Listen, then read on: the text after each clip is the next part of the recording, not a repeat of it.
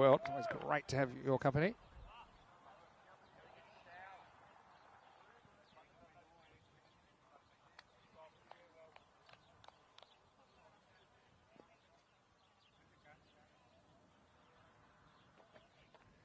Peatfield gets this one past Tanner. So, I mean, they've made a couple of changes. You heard that. Karugo coming in, but the change at the top of the order and was kind of forced as Iqbal does have a thumb injury. That has sidelined him from this game. And Norway, after this game, they don't play again until match 6. So they won't play again until the final match. So they're essentially playing the first 3 on the trot in the tournament.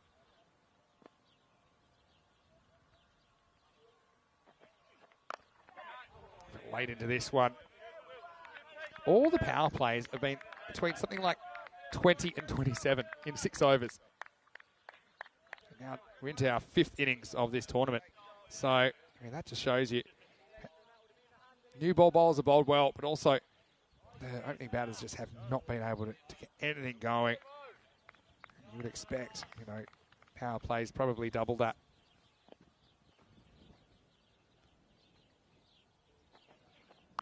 Oh, this one's on him quickly as well. Tana, he knows he's in a contest right now. Peatfield, not afraid to bang this one in. Well, welcome back to all our viewers on Fangirl in India and also on our ECN European Cricket Network YouTube channel. It's a fairly well-directed short ball. It's not even technically a bouncer. It's just one that hurries on. It's about chest high.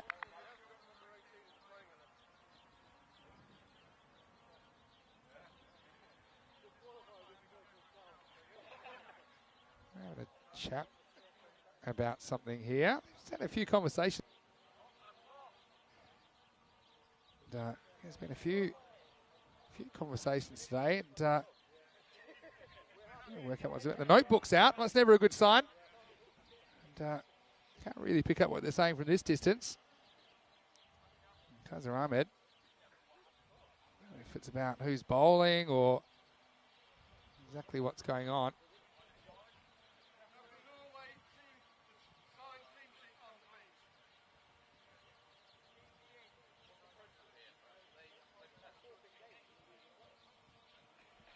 Yeah, I mean, don't know exactly what's happening, but I think maybe the officials are coming in. I've got there's an issue of who is out there. I mean, I've got Amanullah Tanha in my team sheet. I don't know if it's some sort of issue about who's batting and bowling, but I don't see any issues. It might take a little bit of time for this to get sorted. And at the same time, I know that things not quite underway in Romania at the moment.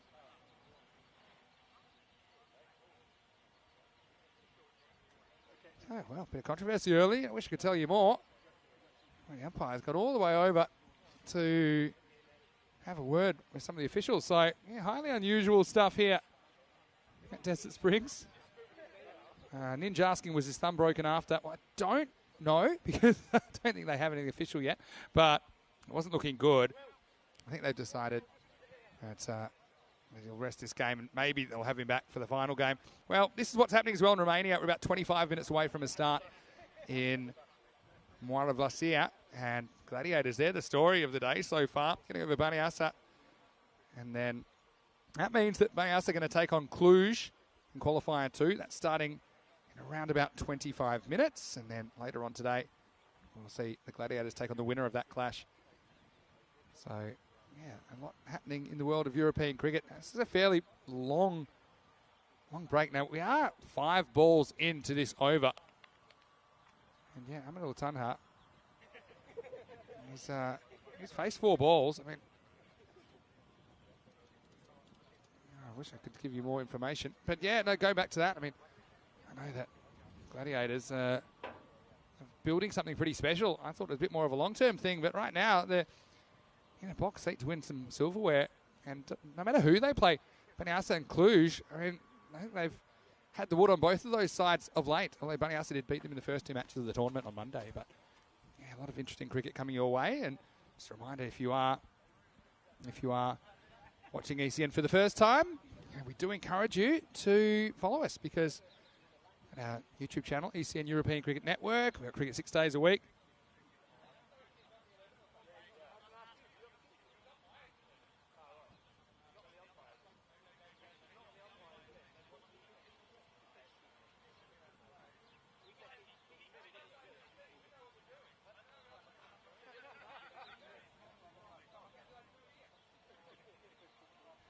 So I think that is the issue. They're talking about Aminullah Tanha, whether he's eligible to bat. I mean, like I say, he's on my sheet.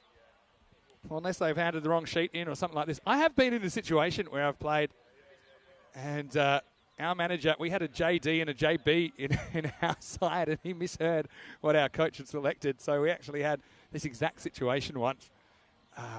It's highly unusual. I think the common sense thing, if they have been handed the wrong sheet, I don't think Guernsey will object if the game continues. Because it's just a mix-up.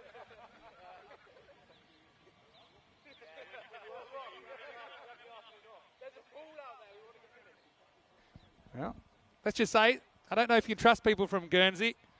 So they're pretty unpredictable. But, yeah, we had a protracted conversation here.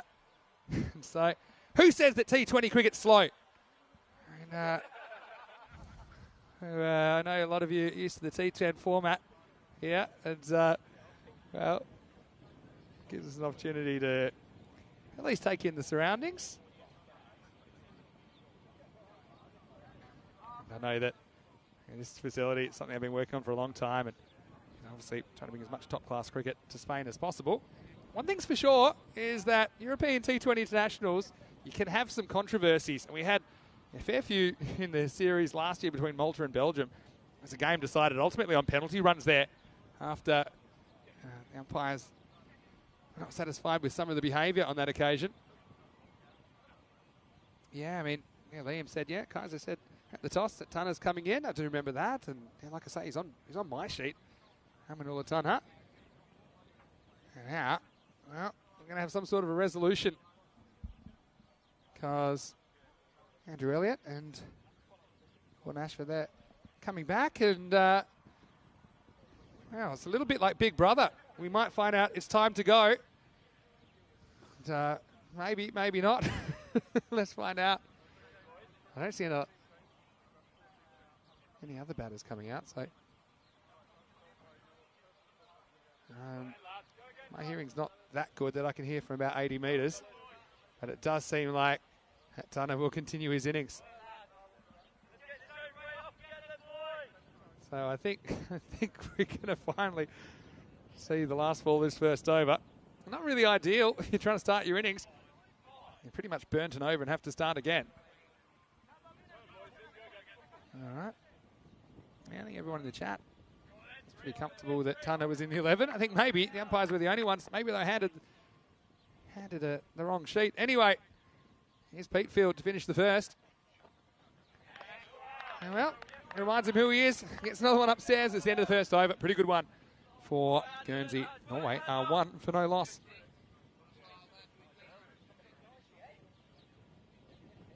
Well, I will say on the European Cricket Network, you'll see a bunch of things that you won't see anywhere else. And checking 5 balls into the first over to see if the player is eligible to play. It's not something that we see very often. Obviously, in tournaments that European Cricket organises, there's a lot of procedures to make sure that all the admin is done well in advance of the game. So the good news is it doesn't seem to be any problem in particular.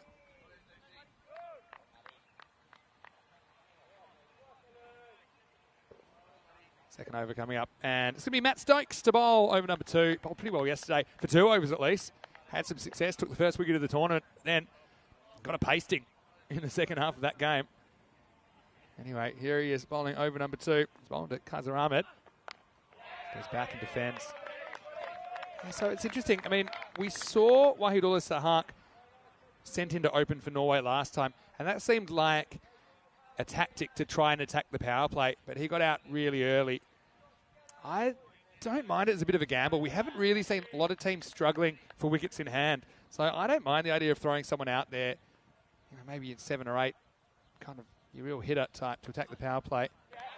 And if it doesn't work, it doesn't work. Probably haven't lost much, but we've just seen all teams so far really struggling early on.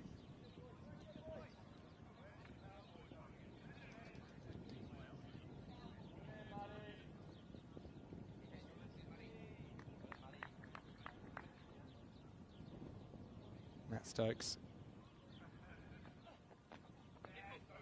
pushes him back and make a late decision to run. Have to hustle.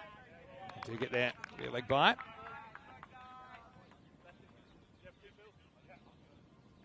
So yeah, Ninja asking once again about the thumb, and yeah, I mean Razik Iqbal, what I would say, he did bat with it. I wasn't so sure he'd bat at all, and that's probably a good sign. Sometimes these injuries, I mean, the next day, if you've got no flexibility at all, I think it's not so much an issue because it's his right thumb. It's just if they want to play Razik Iqbal as a bowler alone.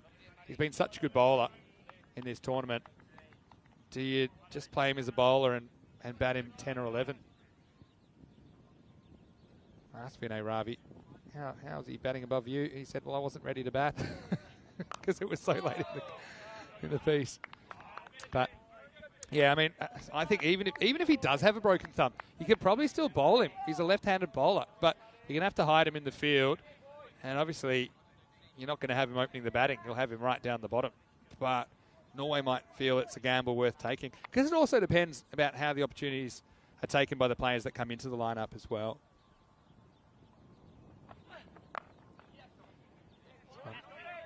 Up to the sweep up for 1.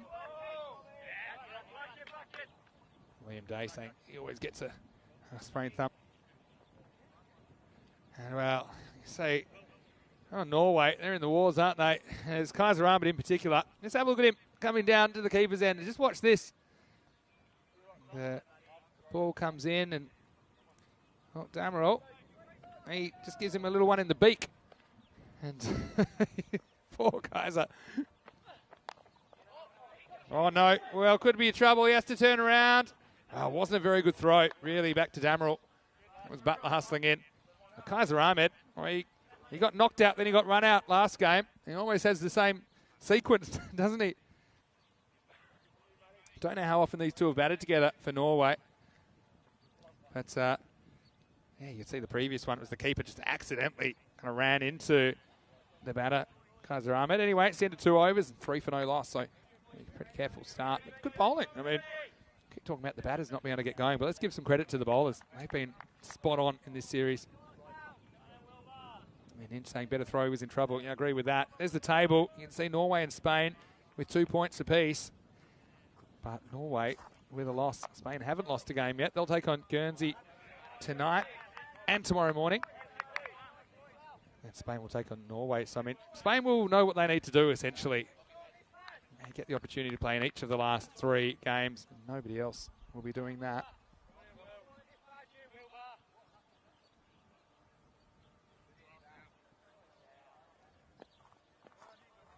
So, here's Pete Field getting a second. Well, he's a man that had his own issues, didn't he? First ball of this game. Ended up throwing it in the unplanned somersault. This time he goes upstairs. And I think it's the one for the over. This is a genuine bouncer.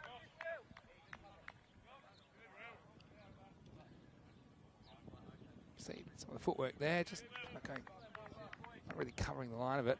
A bit of a nothing shot, maybe get a bit of an edge on that, might fly away fine for 4, but yeah, he bowls with pretty good wheels, Will Peatfield.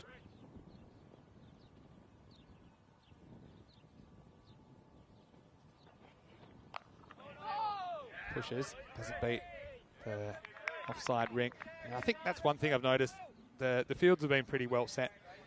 You would expect that. A bit more thinking, a bit more coaching, a bit more thought goes into these fields. And one of the things that most teams have done really well is just cut off any chance of a single in that area. They've got a short cover. Normally it is the captain Butler himself. He's hustling and really hard and tight. And he knows he's got angles. He's got fielders behind him. If he misses it, they can still come on and cut off quite a lot of those strokes in that area. Well, this one's skied in the air, and it's Butler. He's got an age to get under it. Well, he'll take it, and it's no good for Tunha.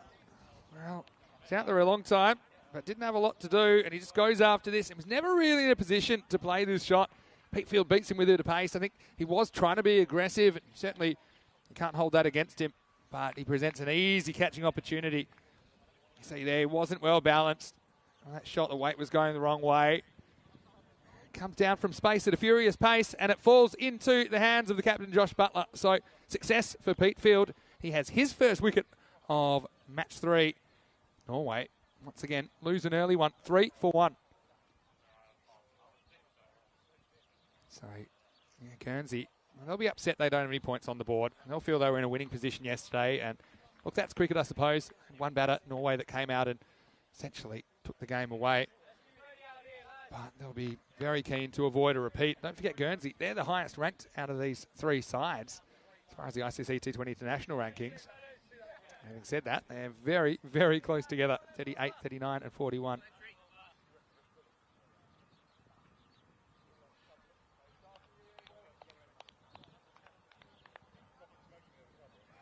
So new batter as Wally Gari comes to the crease. And he's a guy, I mean, always looks good, doesn't he? That's a little bit on strikers then. First up.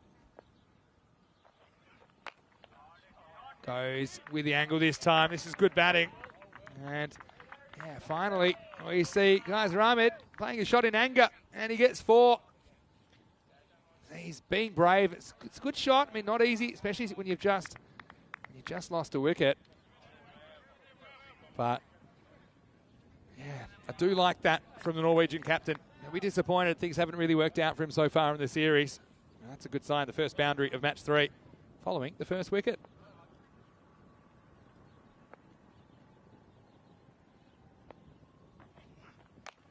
And he goes straight down the ground, doesn't quite get it. They still just plonk, and they should get back for a couple. So, yeah, I mean, this definitely feels like a gear shift. And I think, you know, by now the players, they've seen a couple of matches, they've seen 4 full innings. They've seen a bit of a pattern, I think, of players sticking around, but they're not doing much with it. So they said, well, you know what? We're just going to be a bit attacking earlier, and especially in the first 6 overs when you've only got 2 outfielders. Maybe it pays to be brave. And Norway, a few injury concerns. You know, they're already feeling a bit fatigued. I think there's no doubt about that. I mean, you're coming straight into it.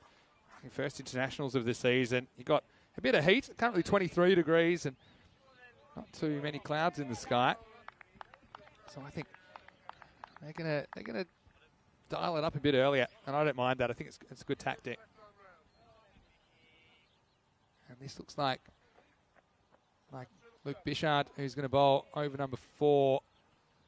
So yeah, I don't mind this either. I think he's a good young player. We did see him playing for Griffins, the champion club of Guernsey, back in the ECL not too long ago. I think you learned a lot there about bowling under pressure and just kind of pulling it together. If you do get bashed, and we'll build character. And he's got a good head on his shoulders.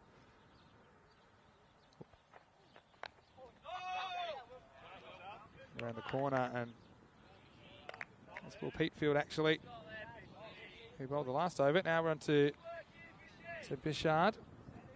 I do think Luke, I think, enjoys the opportunity to play in front of a global audience.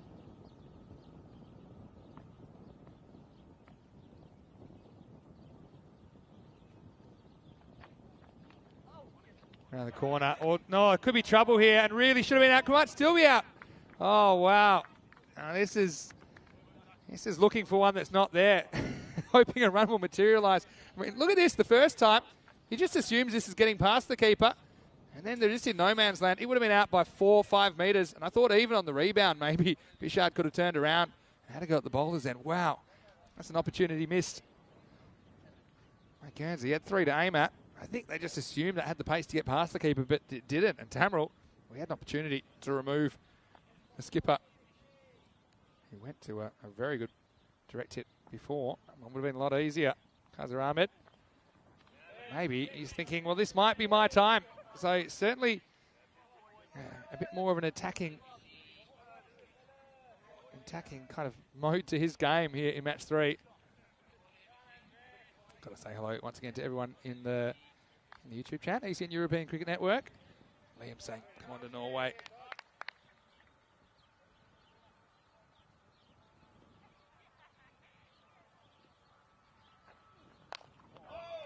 Down the ground, but they won't beat the mid-on. So obviously want to welcome all of our viewers on Fancode in the subcontinent, and also all of our viewers from Europe and all around the world. Eastern European Cricket Network. Once again, the story is batters being tied down in the power play, even though they're trying their best to show some attack. This one doesn't get past the bowler. It's been good so far from Bishard. Essentially, he's on a maiden. We did have a leg bite. Probably shouldn't have been a leg bite earlier in the over.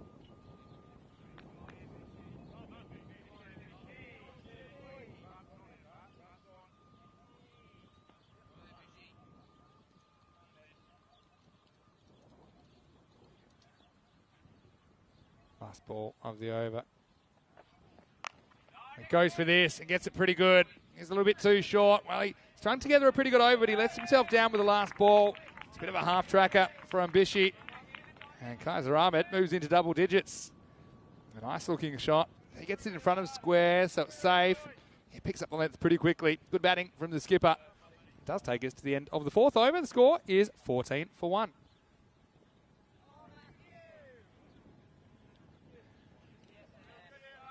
So now it looks like Pete Field's going to get a breather, and they're going to go to Stokes.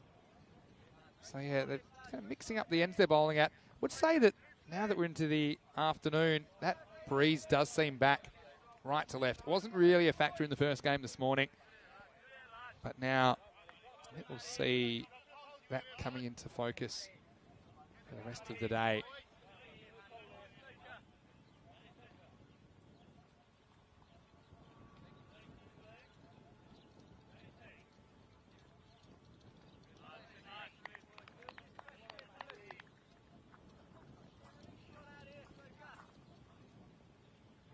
So here we go with over number 5.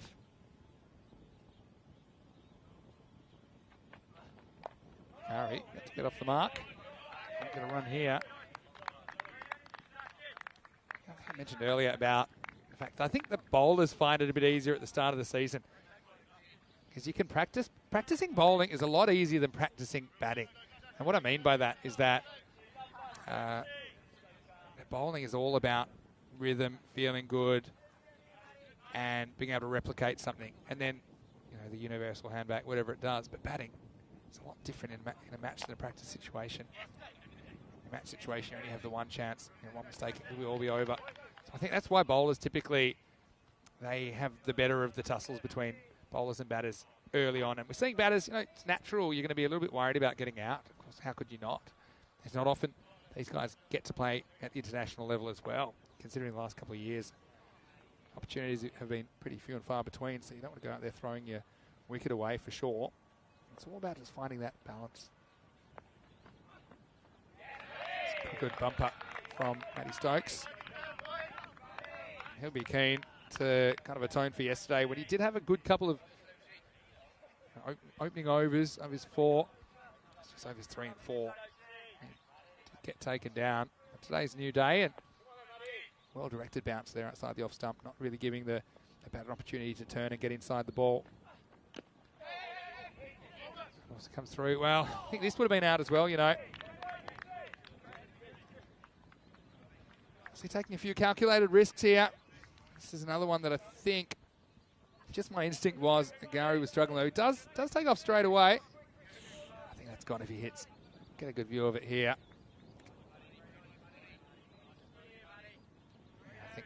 Direct hit. He would have been packing his bags. But he does survive. Stokes now. Gary, who pushes off the back foot, doesn't beat the inner ring once again. Bishard does the fielding. Got to say, a big fan of all the kits so far. Maybe tell us your favourite kit. I must say, I'm a little bit partial to the Guernsey kit. The kind of old school South African vibes about it. I feel like Lance Klusener could be steaming in. He wore number 13 in the World Cup in '99. So the end of the over from Stokes, who delivers a pretty good one. Just the 2 singles off that. So that's 2 overs that he's bowled with only 3 runs off the bat. And that's 5 overs down. The score is 16 for 1. That does give us an opportunity to have a look at some of the best performers in T20 international cricket between these teams. And yeah, you see Manchester Hark topping the charts for Norway. Raza Iqbal, he's not in the 11th state. Gowrie is at the crease right now. And as far as the bowlers for Guernsey, Peatfield with 12 wickets. Hooper, who we haven't seen bowling yet, he's a very clever bowler. Bishard, Stokes and Martell just opening up their careers. But yeah, with the bat, Guernsey, you see Butler topping there, run scorers.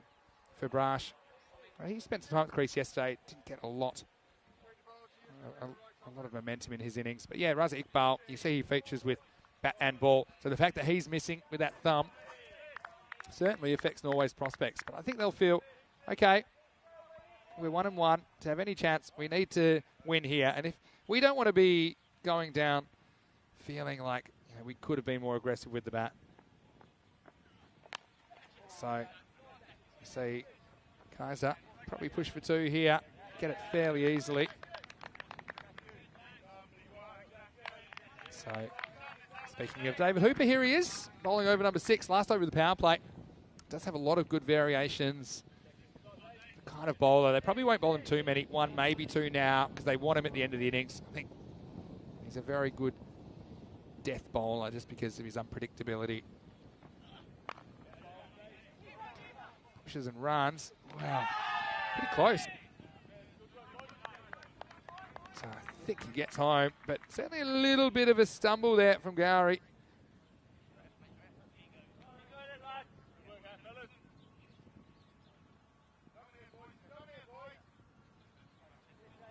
Push one seat, Gowrie just stumbles for a second. And yeah, just in. Good call by the umpire. Perfect position there, wasn't he? Shout out to the officials, of course. This one's carved away and it's out of the reach of the fielder. It's going to be 4 runs. That's a classy shot by Gowrie. He's played a couple of these today. And yeah, this one, he just leans back and a bit like an octopus. He's all hands. Just times this one beautifully through the covers for 4. Let's go back to the umpires. Big thank you to Andrew Elliott and Gordon Ashford. On field again. This time full toss. Well, we could have trouble here, and we will have trouble here. Oh, this is really close. Must have just made it back.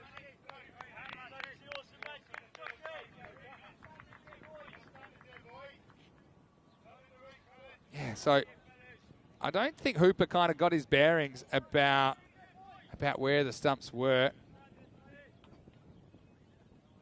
Let's see it. Oh, it's a close one. Back to live action. Next one's worked away for 1.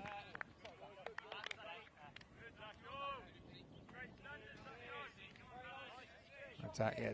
So no run the next ball for Gowrie, I should say. But just, I think the time it took for Hooper to get the ball back to the stumps just allowed the batter to sneak in. This one will get through again. And this one, I think, will also run to the boundary. So Hooper just been a bit too full. It's probably more of an end of the innings kind of length. Gowrie appreciating it on the front foot. There's an uppish stroke, but does find the gap. It takes us to the end of the power play. At the end of 6, it's 27 for 1. And this uncanny run of 20-something power plays continues. In Game 1, the power plays were 20 and 27. This morning, they were 20, 21 and 23, and now 27. So that is 6 overs down, 27 for 1. And that over went 2-1-4.4. So 11 off the over. It's the first double-digit over of this innings. And yeah, Hooper just a couple of times. We're going too full and paying the penalty. Now we're going to see Tom Nightingale with his brisk off spin around the wicket. He just tries to kind of angle the ball across the right-handers for the most part. Although you'd say it was hardly the power play that set the world on fire, going at under 7 and over. But well, under 5 and over, I should say. They're going at 4.5 and over at the moment. But yeah, you would say there's signs that there's a bit more intent there from the Norwegian top order. Hello to Wazza, who's joined us in the chat. A lot of people watching from Norway, a lot of people watching from Guernsey as well. This one's cracked out to the mid-wicket, where the fielding's done by Hooper. I know that Guernsey and Jersey have a very healthy rivalry. I wonder if anyone from Jersey's watching. I don't want to say hate watching, but I wonder if anyone is watching just to see how their neighbours are getting on here. If you are, let us know in the chat. Eastern European Cricket Network. The reason I thought of that is there's a lot of the ECL kit we saw from Farmers, the Jersey champion club. I'm sure Guernsey play plenty of cricket at Farmers Field. Pushes, but no runs here. Yes, it's been a really great thing for the game since the ICC opened up T20 international status to essentially the wider community. Almost 3 years ago now. Tommy Nightingale will pick that one up, just a single. So it's interesting, going straight to spin, the end of the 6-over power play. Say hello to Steve Cook, who's watching from Rotterdam. Hope you're well, Steve. It's good that you're with us. And of course, to Woz and Ninja and to Maiden Waters. Hope you're enjoying the cricket so far. Honestly, if you could script a day for cricket weather-wise, it would look exactly like this. It's 23 degrees. There's a bit of a breeze across the ground. It is magnificent. And, I'm really lucky that I get to do what I do on days like these. I think I'll probably miss it. I've got a couple of weeks off, of course. Yeah, at the moment, really loving the opportunity to call some international cricket. The T20 format. Nightingale, she's gone for 3 singles in this over.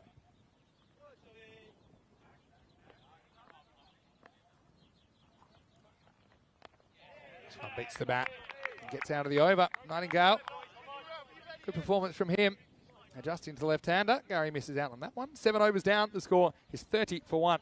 I'll give you the over-by-over scores so far through the first 7 overs. 1, 2, 6, 5, 2, 11, and 3. So really only Hooper. He's the one that went for 2 boundaries when he overpitched a couple of times in the 6th.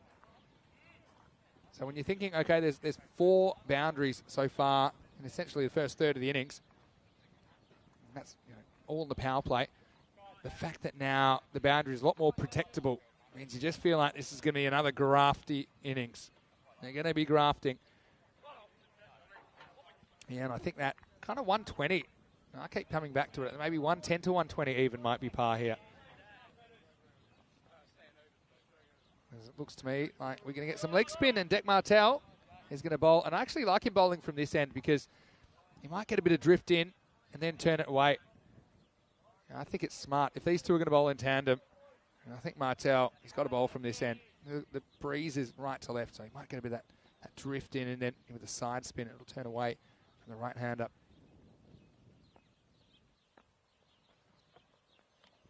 That's a good first ball. And Kaiser Ahmed, feet not really moving to that. Oh, Steve. Rotherham, England, not Rotterdam, Holland. My apologies, Steve. I was wondering what you were doing in Holland. Oh, this is a bit of an edgy stroke. We just get one here. Yeah, Rotherham. In England. Yeah, what part of England's that? Steve, not familiar with it. Yeah, I did. I just glanced at it. Have eyes everywhere at the moment. I know that we're probably just starting a Romanian game. I've got one eye on that. I think octopuses have 8 eyes. Cluj. So they have been sent in by Baniasa in the second qualifier in Romania. The winner will take on Bucharest Gladiators in the final. How's the Bear playing over there? Mohamed Moyes, he's been amazing.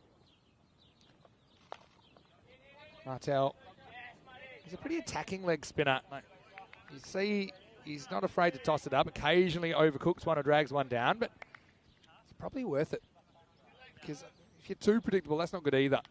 So you don't want to bowl a bunch of bad balls, but it does give it a rip.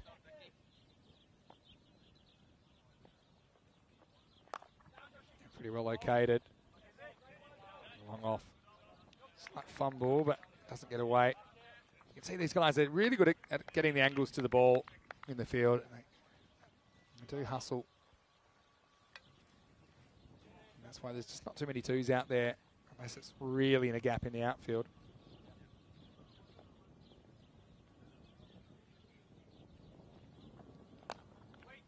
Good adjustment. I mean, I think the bowlers have done this pretty well as well during this season, during this series, I should say, where when there's been a left-hand, right-hand combination, kind of made the line adjustment. And you see it there from Martel. So a little bit straighter. Just worked for one, end of the over. So Martel, he just goes for 4 singles in his over. And the end of 8, the score is 34 for 1. So the last 2 overs, we've had 7 singles and 5 dot balls. Just a kind of, it's a bit of a game of attrition, this one. You see some of the batting to come. Safdar, Abaratna's into the lineup. And you've got Mohammad Sher Sahak, still listed number 7. I'm going to ask, you heard me ask K.Varma about that. He seemed to say, well, you know, he's a free spirit. He'll go out there and he might come off, he might not. And I thought maybe it's an opportunity if the innings needs a bit of a kickstart. I'd want to get him in there sooner rather than later, just to see. Nightingale back into the attack and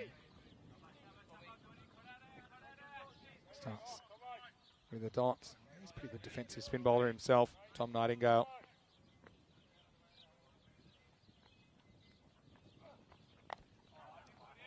See, once again, it's pushed through. This one sneaks past the fielder, and it will go to the boundary. Cuatro Carreras. Nightingale. Well, this is probably the negative of bowling at this pace, is that it can be used against you. See here, slides through, and the cut shot. Bit of an edgy stroke, I suppose, but it beats Pete Field. And it beats everyone all the way to the rope.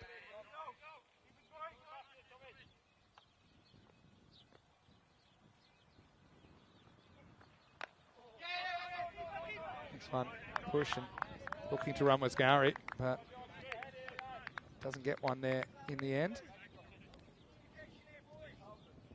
You see, Guernsey, one thing I like is certainly have a lot to say in the field, keeping it fairly positive. A few little mind games in there.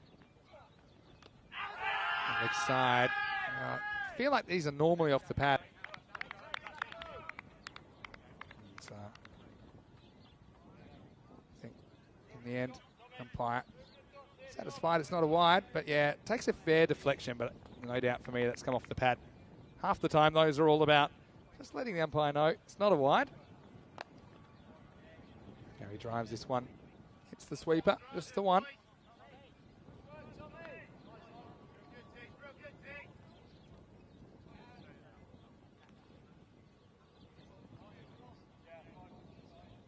So going to be Nightingale trying to get out of this over. With just one more single, so a boundary does come off it. I suppose a semi-edgy stroke, but still it does come in the over, but only 6 runs off it. Norway trying to get something going at the moment. After 9 overs, they're 40 for 1. Gives us once again an opportunity to say hello to a few people in the chat. Steve saying he's next to Sheffield in the county of South Yorkshire. So up in the north, I must say, I do love the accents in the north of England. We've got a few people that work for us that from that part of the world. Ninja asking, heavy teas in Spain? Well, I didn't get too much of a chance to dig in. What I did have is once again the full Desayunos Ingles, which is the full English breakfast. I had to wolf it down because of the early start today, but it was pretty good. Those of you that are interested. Even had the black pudding, which is something as a half Scotsman. I think that's a must-have. They like their black pudding in Scotland. They have it with the fish chips as well on occasion. Kaiser pushes. They might think it's two here. I think they'll get it. That's good running. Identified pretty quickly there that the fielder had a long way to run. Thanks for Brash out there. So they do get a couple. Liam saying, has ECN ever had a player of the month or series? And we always have a player of the series. Always have a player of the series. If you stick around for the trophy ceremony, I know Rico will be conducting it today as I'm here on international duty, but it always has to be, I won't say a lock, but he's had a really good series, hasn't he, in Romania? I guess we'll have to wait and see. Still the final to come. They want to here. They might think about it, yeah. That's a good bit of running from Gari. It wasn't a clear-cut second, but I think it would have had to be an absolutely perfect bit of fielding to run him out there. Yeah, so player of the series, and often you'll see, obviously on our YouTube channel, you'll kind of see them featured in some videos. Obviously, player of the match every time as well. Martel, once again, asking questions of the batter. This time, Azhar Ahmed pushes, gets one. And once again, you're seeing two batters here that look more or less set, but they're not quite going at 100 pace. Strike rate of 100 pace. But that maybe doesn't matter going by the Spain innings earlier. Because, big partnership between Trembeth Morrow and Yasser Ali set that up. But you need somebody that can go out and bang it. That's the thing. They had Yasser Ali that was going, and he could provide like a bit of compensation for Trembeth Morrow not really hitting him that well, but sticking around, providing some stability. Pretty good over by Dec Martel. I do like his leg spin. As we're halfway through this first innings, Norway are 45 for 1. It does give us an opportunity to have a look at what's coming up in the next few weeks. This is our last day in Romania today in the Pancode European Cricket Series. On Monday, we'll have Landskrona, which is, I suppose, the series we called Malmo last year, but Landskrona is a bit more accurate. We'll get to see the blue pitch again, I believe. And I'll be taking a back seat for a couple of weeks. Rico Full and Andrew Ryan will take you through that. Then Stockholm, I'll be back for that one Saturday, 16th of May, before we head to Prague for another 2 weeks. And then Budapest in Hungary for a 1 week tournament, and Vienna for a 1 week tournament as well, before we start our Italian job. And just wait till you hear about the cricket we'll have through July in Italy. That's going to be super exciting. This one is worked away to the leg side. Yeah, see the enthusiasm there. When bowler becomes fielder, Nightingale doing a good job there. Yeah, so the Italian European Cricket Series will culminate in a finals week or a Super Series that will determine which of the Italian clubs will be their ECL representative. So that's going to be amazing.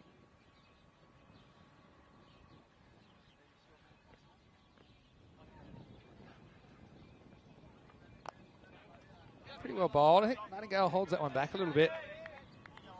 Again, it's not the easiest one. Even if you slow things down a bit, force the batter to make the pace. So this is one that Tommy Nightingale definitely does hold back. Just takes a knock on the left hand there. I think it's hit the end of one of the fingers. That's not that pleasant. Once again, it's not his bowling hand, so it shouldn't bother him too much.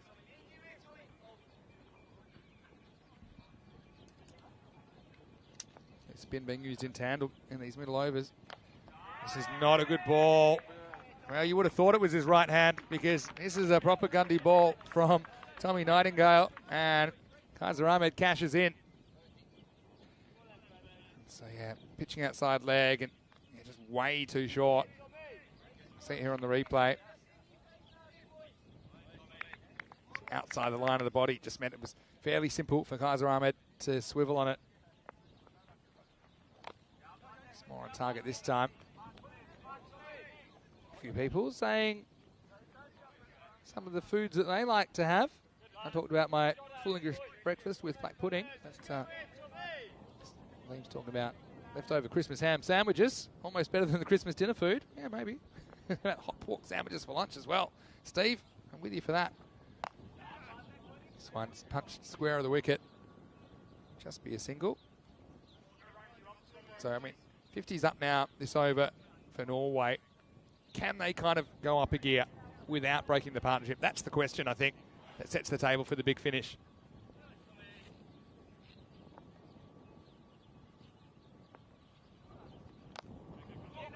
Gale just concede a single here. Finishes an over. Ultimately, will cost him 9. Had 5 singles and a boundary in the over. And the score, after 11 overs, is 54 for 1. Once again, this is the second of 3 matches today. Yeah, it's moving day, really. And then tomorrow we'll get to see Guernsey in the morning, Norway in the afternoon. Both of the matches tomorrow will feature Spain, the host nation. And we've only gone 2 and a bit matches into this tournament already. Some injury concerns, particularly for Norway, but also the Spanish captain, Christian Munoz-Mills. He seemed to turn in on an ankle fairly innocuously in their first match. I very much doubt that we'll see him later on today when Spain take on Guernsey for the first time.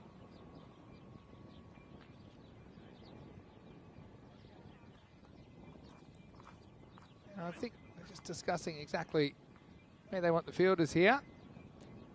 Well, what G.K.Varma has done, he's got himself back to run a ball pace, and not many batters have been able to do that over a prolonged period.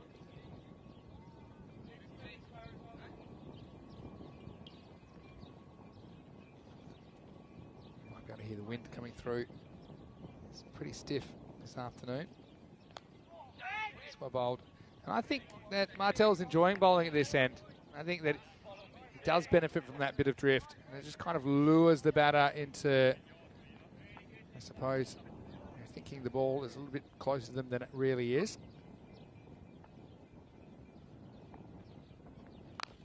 Pulls this one down a bit into the gap, and this will be 4. That's well struck. And G.K.Varma, well, he's had a bit of an interesting day, hasn't he? Copped a couple of blows. This is one that, yeah, it's just probably half a metre, maybe a metre too short from Martel. He just stands and picks the gap nicely, 4 runs. There's G.K.Varma, the skipper. We heard him just after the toss having a chat to me. I knew he was keen to make some runs personally. It's better bowling. That kind of draws him forward. I think that's what Martel will want to be doing, just trying to lure the right-hander forward. Every chance of a miscued shot, or perhaps a stumping. He does get some good side spin as well, Martel.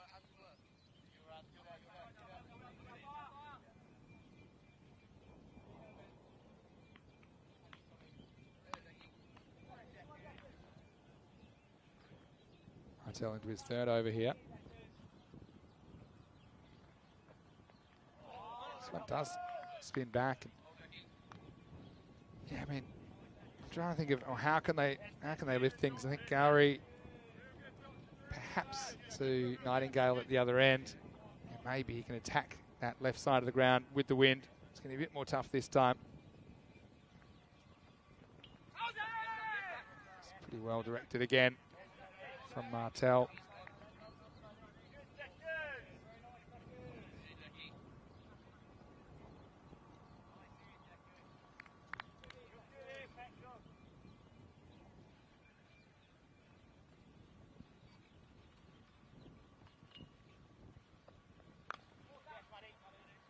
Just be 1 to finish the over. It's 12 overs down.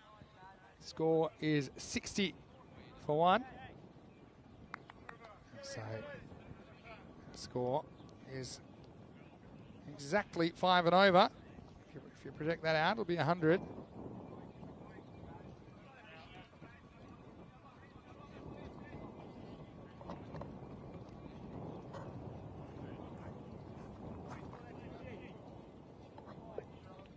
Just the odd over that takes off. Just the 1, though, which is over 10 in this innings. Hooper in the 6th. Haven't seen him since. Might save him towards the end of the innings. Now, looks like they're going to go back to some pace. Looks like Luke Bichard is going to take over the duties from this bottom end. It's the desert end. Well, I know there's desert all around, but there's nothing but desert behind this end of the ground.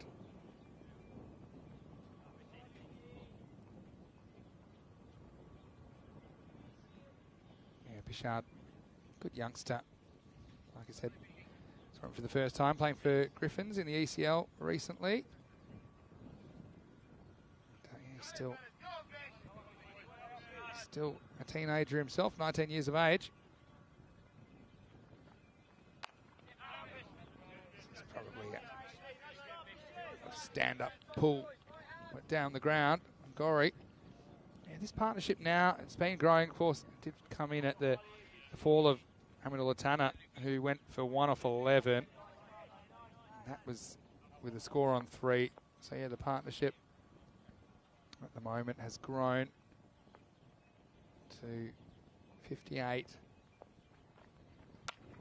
That's a little bit short. It's in the air. Well, fielder should take this. Stokes, and he does. So yeah, that one hanging in the air a long time. It's not an easy shot into the wind.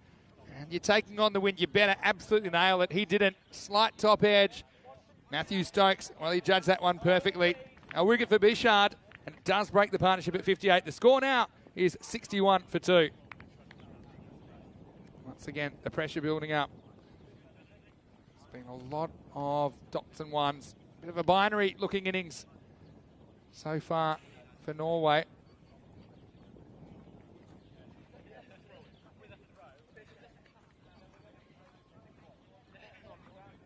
And Guernsey, they will be desperate to not let Norway off the rack. They did yesterday, didn't they? Yeah, I think now we're going to see Mohamed Sahak come to the crease. I like this move. I mean, why wouldn't you? It's almost the exact same time he came to the crease yesterday, so they'll be hoping lightning can strike twice. Came in at 7. Now here, he will come in at 4. And it's less about the batting position, it's more about the chronology. It's about the time that you come to the crease, I think, in this form of the game. And I think you'd be crazy not to send Mohamed Sahak out there. It may not work, but you need someone to move things along. Who better than the guy that whacked 70 yesterday at the non-strikers end at the moment? As Wigari that will continue. Kaiser Ahmed ends up going for 37 off 36. Caught by Matt Stokes off Luke Bichard. Yeah, we saw certainly Guernsey struggle to get anyone going with the bat, although some of them did bat for a decent period of time, but they ended up getting 100. Norway will know, look, if we can get that 100 plus, we're in the game. If we bowl and field well.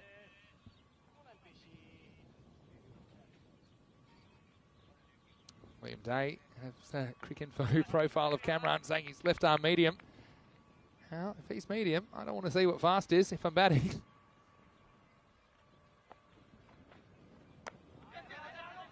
Just a hark. I think always it's giving you some confidence if you're against the same opposition that you did make runs against last time. Again, already, he's looking to attack. I mean, it's just a little push, but if he comes off, he could be the difference. If he doesn't come off, well, you've still got plenty of batting to come. So it's kind of a shot to nothing, as they'd say in snooker.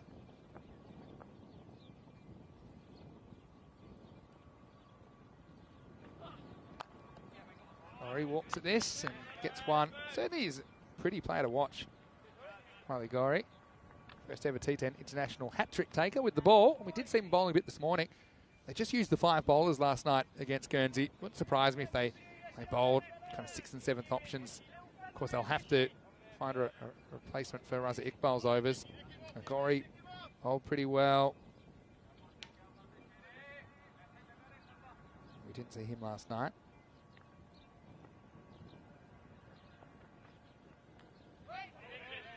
Gets in a tangle here, Mohamed Sahak. This will be the end of the over. No fireworks just yet. As after 13 overs, the score is 64 for 2. Pretty good over that from Bichard. 4 singles and the wicket of the Norwegian skipper, Kaiser Ahmed. And once again, a reminder, we have 2 games going on concurrently at the moment on the European Cricket Network. So, yeah, smorgasbord of cricket this weekend. Just poking my head over, can see Cluj. Looks like they're 61 up to 6 overs. That could be a real cracking contest there. What an even series that Romanian series has been. Regards to Rico, and he's over there with all the blue crew. Right here, we are getting into, well, essentially, the last third of the innings. With 8 wickets in hand, Norway, they can afford to take a few chances. And one chance they've taken, they've sent out Mohammad Sahak, yesterday's hero. Facing now, because Gari is going to face up. He wants 2 here. Not sure if it's on, though. I think there's always just going to be one. As David Hooper has come in for his second over. Hold all the way back in the 6th. So they bring him on now. It gives him the option of maybe bowling 1 now, then maybe coming back at the very end, maybe 18 and 20 from that top end. Does seem to like to bowl from that top end as well. Means with those slower balls, Gary at least, if he tries to go leg side, it'll be into the wind. The other thing is that Stokes, don't forget, was taken down by Cheshire yesterday. He's only bowled 2 overs. Only conceded 3 and a leg by in those 2 overs. So, will they back Stokes, even against Mohammad Cheshire? I think not. Will you back your players? You want to give them the opportunity. But yeah, they certainly have quite a few options here, because we've already seen 6 bowlers used. They've all bowled 3 or less. No one's bowled out as yet. Nightingale and Martell, the spinners, bowled 3. All the pacemen bowled 2, including Hoopo. This is his second. So yeah, keep your options open. That's good captaincy as well from Josh Butler. Hello to Thrive, who's joined us back in the chat. Where are you watching from, Thrive? Inch saying maybe Guernsey seem a bit quiet in the field, need a bit of G'ing up. Well, I think that wicket helped. He certainly came out of the blocks pretty hard, Guernsey.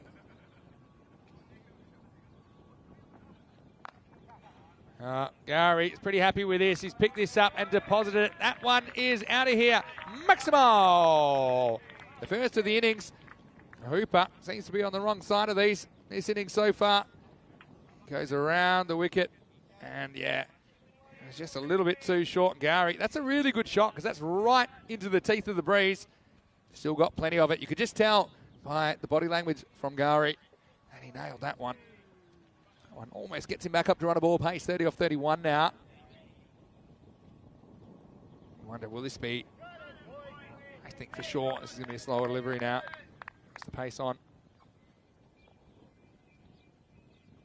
A good run of predictions. There it is. So he does bowl the slower ball. And the thing is, you could even tell the batter, I'm about to bowl a slower ball, but it's still not easy to hit. And you're taking on the breeze. You have to generate all the pace. Let's see what he bowls to Sahak. Wouldn't surprise me if he starts with a slower ball. I think Sahak likes the pace on the ball.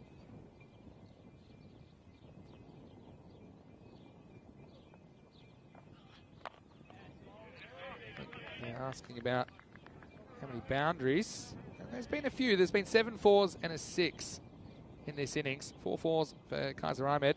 Gary with 3 fours and a 6. And we get to the end of another over. That's 14 down now. There were 9 off that one, but it did include a Maximo, the first of match 3. Score now is 73 for 2 after 14 overs.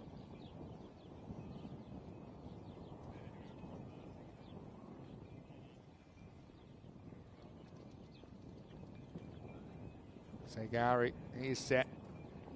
And Mohammad Sahak, he's a wild card. And here's someone that I think he'd be a little bit wild if you got him at the right moment. And it's Will Peatfield. I've enjoyed his pace bowling.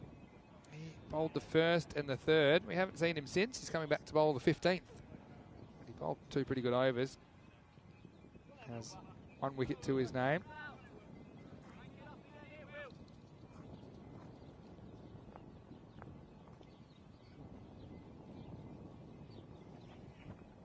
Around the wicket. This one's cramps Gary slightly for room. one thing that's funny, you know, you talk about intense cricket about, you know, sometimes there's pitches where you never feel like you're in. Well, this seems like that kind of a pitch. I know it's not a test match. Might seem like it sometimes. But yeah, what I would say is just don't think the batters have ever really felt comfortable like they can dominate the bowling. It was only that one innings yesterday from Chester Hark. He went right off. Here's the exception. Just pushes this one down the leg side onto the total. I'm a bit log asking what's a good score. I actually think 120 or so is pretty competitive. The more I see this, I'm thinking 115 to 120 might be par. I don't know if the low scoring openings is due to all down to the bowling being good, or maybe the fact that the batters have been a little bit conservative and haven't taken enough calculated risks early on in the power play.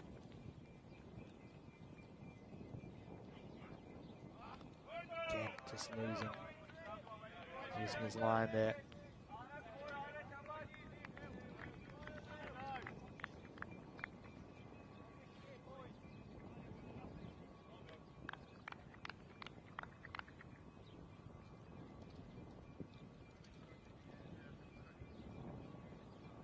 Pete Field has to sort this out now, and I think just a case of the wind taking a couple of these balls.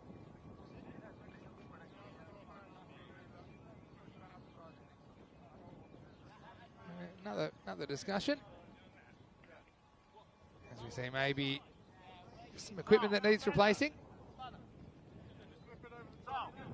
Looks like a replacement helmet, or maybe a helmet.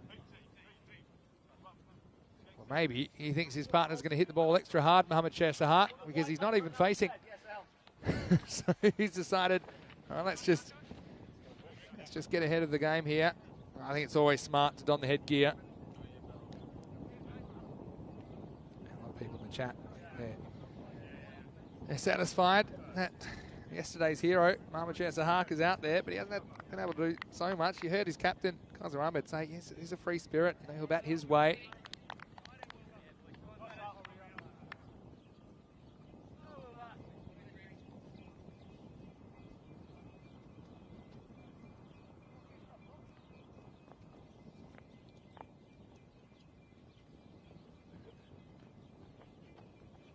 Gary wants this one, misses. Yeah. Have a look at this on the replay. You see, this to me is wide. I know they say, this is where this grey area annoys me. He's saying, well, you moved inside. I said, yeah, I did. See, I think that you see that called sometimes, and other times you won't. They call that profile wides. I don't like it. I think it's a lot simpler. You just say if it misses the leg stumps are wide, just be done with it. What do you think? What they'll say, this form of the games, they'll say, oh, if you stand still, it would have hit you. Yeah, true, but a lot of people have these trigger movements. They move across and kind of get inside the line of the ball. That's legitimate. So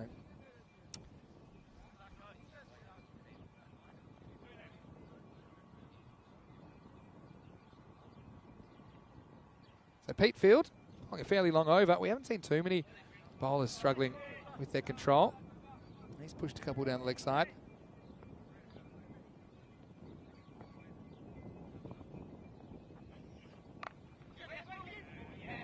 See, Sahat, he wants to get after him, and you can understand why.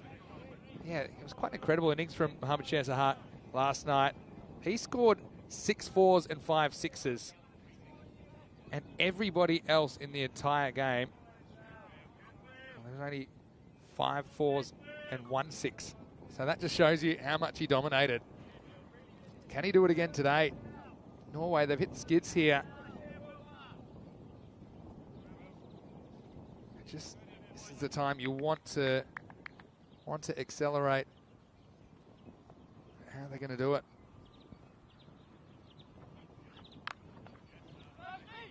This one flat batted. Go to mid-off where it's cleaned up by Fabrash.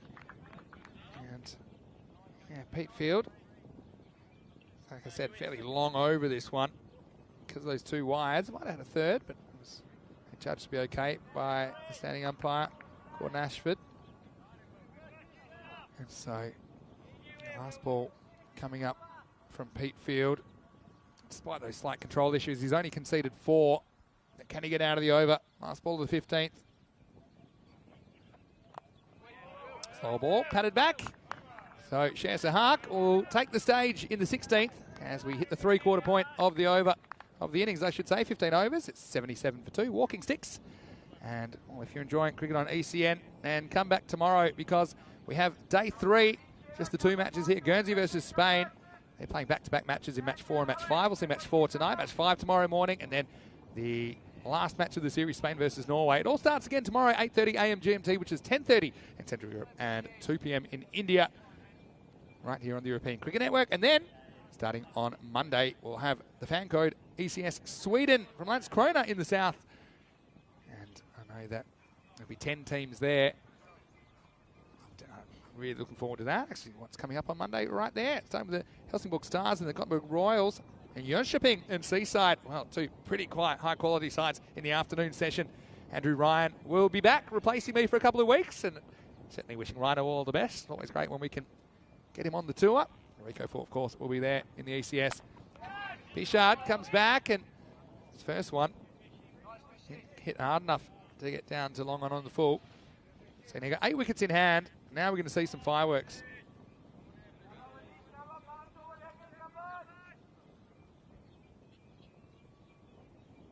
You're going to have to. Gary, well, I think, what's his role? Is he happy just getting 1 minimum and then handing it over to Sahak? Probably.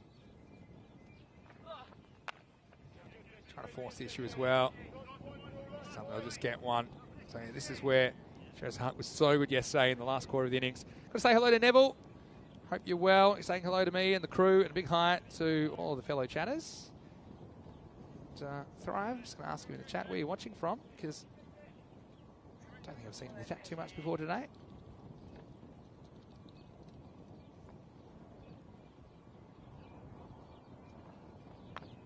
Sahak, he's had about enough of this.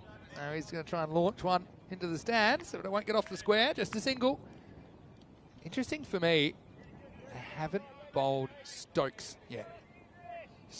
Matthew Stokes, he bowled 2 good overs early yesterday, and Sher Sahak took him down towards the end of the innings. So I wonder if it's a deliberate thing, or just strategically they're holding Stokes back for the end.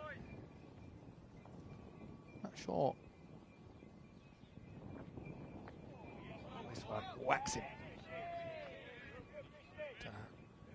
Bichard with some good rhythm. Just maybe seams in a bit. Yeah, that'll wake you up. Gary, even though he's been in for a while, this is what I'm talking about. Batters that have batted for a while, they don't seem to seem any more kind of in tune with the pitch or the conditions. Thrive said he's watching from Dhaka in Bangladesh. Well, a big hello to all of our Bangladeshi viewers. I know that we've got so many of them out there. We value you guys.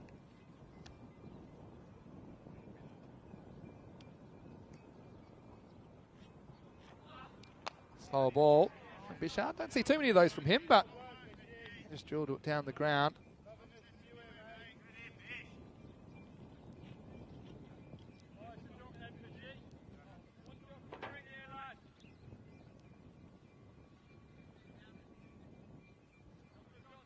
The last ball of the over coming up.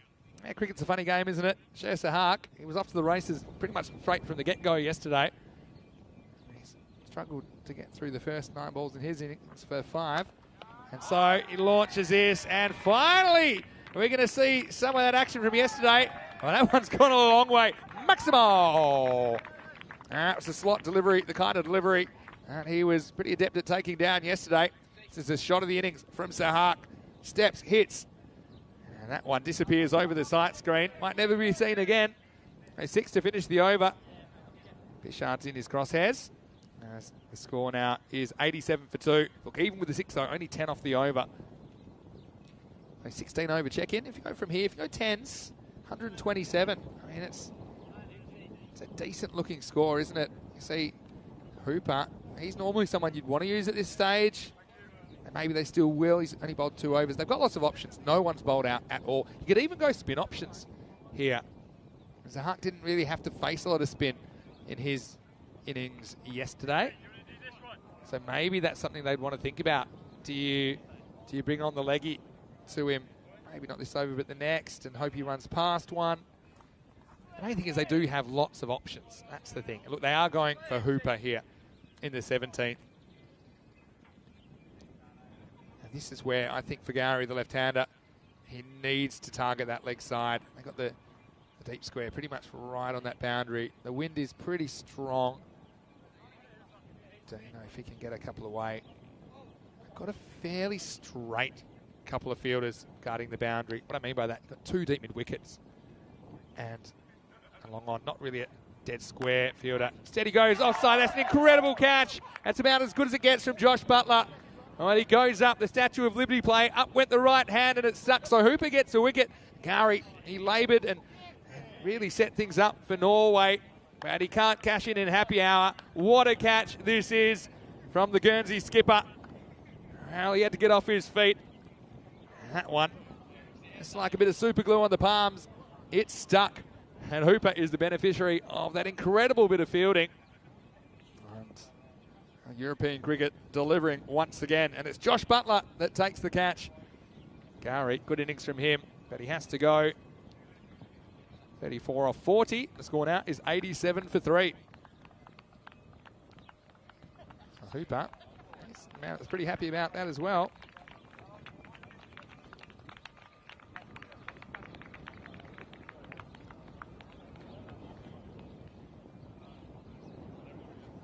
Jacob Henry saying Josh Butler is here. Well, it's Josh Butler with an SH, Joshua Butler. But if you are Josh Butler, you would also be very proud to take a catch like that. I mean, it was a fantastic catch. I mean, judged it perfectly. And what made that possible? He just timed the jump perfectly. And that takes care of the left-hander. New batter out there is Ali Salim. These two did put on the key partnership yesterday. So they'll be comfortable batting together.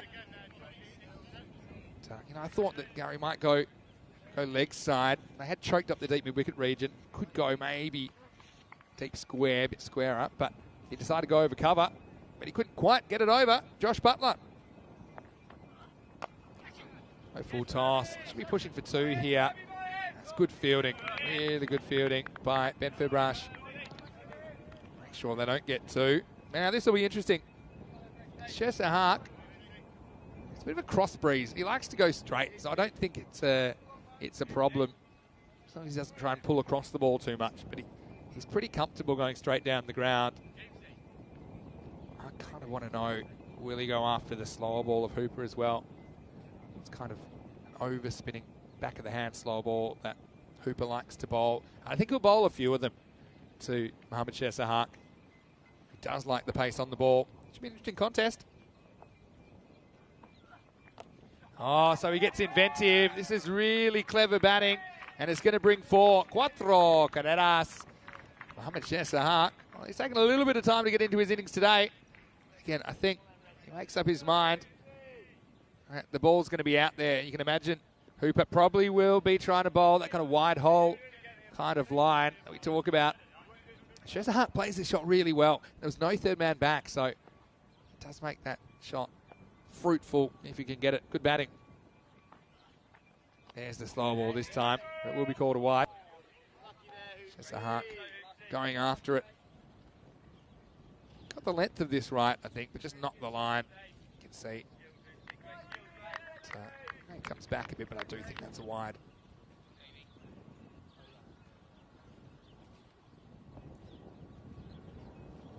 Exciting player to watch, isn't he? Slow ball again. This time he gets it right. Just get 1. Moment, that's a win for Guernsey. So one thing's for sure, this is going to be what I would call a par score at the moment. I mean, 110 to 120. I do think that's par, based on what we've seen so far, about how the players have adapted to the conditions. Once again, Hooper loses the battle with wide line. A few people saying, yeah, it's Josh Butler Guernsey version. Yeah, well, he's the real deal, Joshua Butler. What a catch that is. And, well, the European Cricket Network, he will have that to show his children, his great-great-grandchildren one day. Goes over cover. This may not go, but it may. I'll get at least 2. We do hustle back for a couple. It does take us to the end of the 17th over. So Salim gets 2, but Shahart will take the strike. 17 overs down. It's 97 for 3. So you're still looking at that kind of 10-10-10 from here. Get to 127. You've got plenty of wickets in hand. You can afford to take plenty of risks.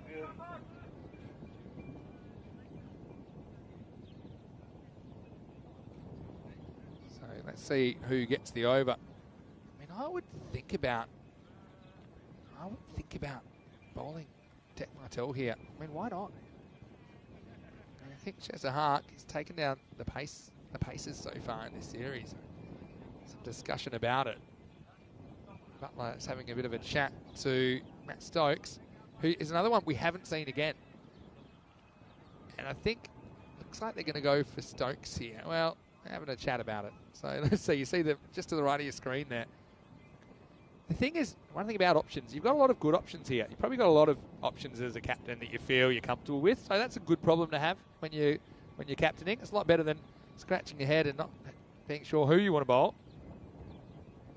So literally, they can bowl anybody here in this over, except Hooper, because he bowled the last over. They use 6 bowlers. 5 have bowled 3. 1's bowled 2. Just keeping my eye on Romania game, and looks like we just got to the end of the first innings there. And so yeah, either Cluj or Maniasa make it through to the final against Bucharest Gladiators. Exciting stuff happening on the European Cricket Network today. So I think they have decided that they're going to go with pace, and I think it looks like Bishard is going to bowl it. He's sending the keeper back. I think that's a good idea because Shersahat likes to get inventive and likes to ramp a bit. And if you're keeping back, you can actually catch some of those little deflections. If you're right up to the stumps, then you're in big trouble if there's even a little edge.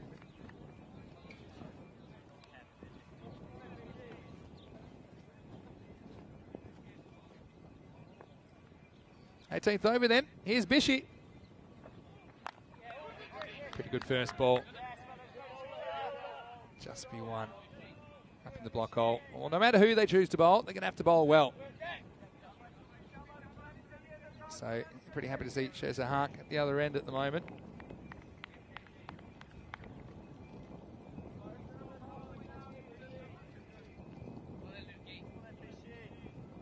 And backing the teenager to bowl in this situation. I like that. He's bowled well. But this one is going to be Adios Palota. The first one was up in the block hole, but this one gave a little bit of length, and this one disappears pretty quickly. Maximo! Now, super strike from Ali Salim. He says enough's enough, and he lifts this one out of the ground. Yeah, it was a bit of a nothing ball, wasn't it, at this stage of the innings? I mean, that's fine earlier on. But, good batting, good ball striking, and you can see the wind taking that one. They have plenty of resources left. 7 wickets in hand as we head into the last 3 overs. So, yeah, it'll be buckle up time, I think, for the rest of this innings. Goes again, doesn't quite get it, but does get it kind of into the gap. They're going to go for 2. They better get the skates on here. And a throw. We didn't have a lot of power in it from Hooper. Throwing into the wind as well, I suppose, but they do get back for a couple. Salim run a ball 25 yesterday. These two was the key partnership. It essentially took the game away from Guernsey.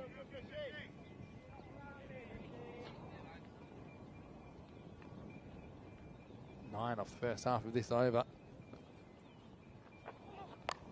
It goes again. Once again, similar spot. Well, they push for 2 this time. Don't think they'll get it. It's a comfortable 1 bounce for Hooper. They just do keep it to 1.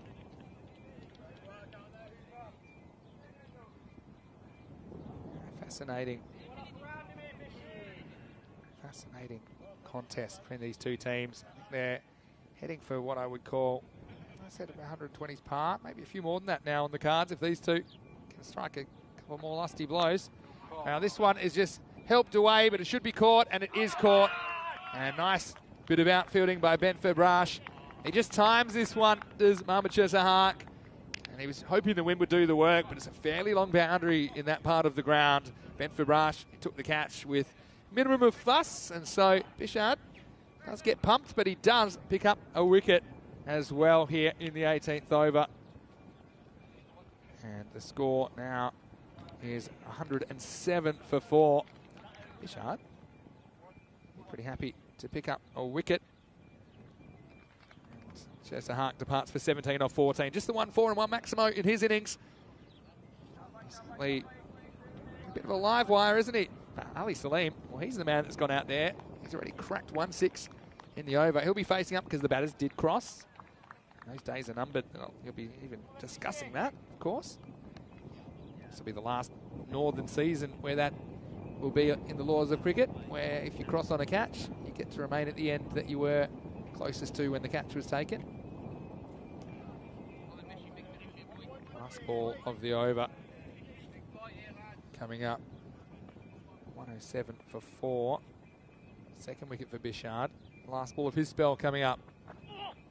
And he'll get another wicket. So he finishes in style, and he gets both the batters that were there at the start of the over. He gets them in consecutive balls. So he'll finish with 3 for 28.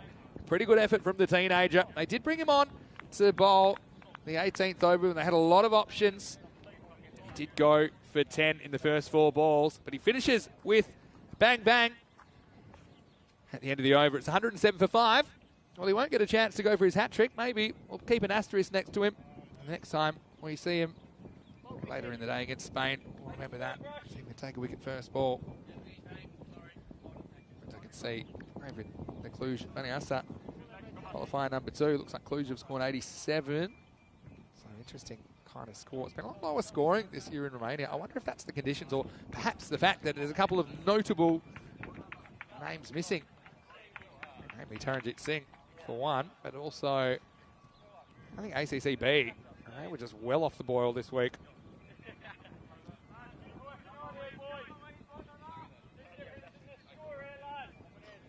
So, big hello to everyone that's watching 2 screens at once.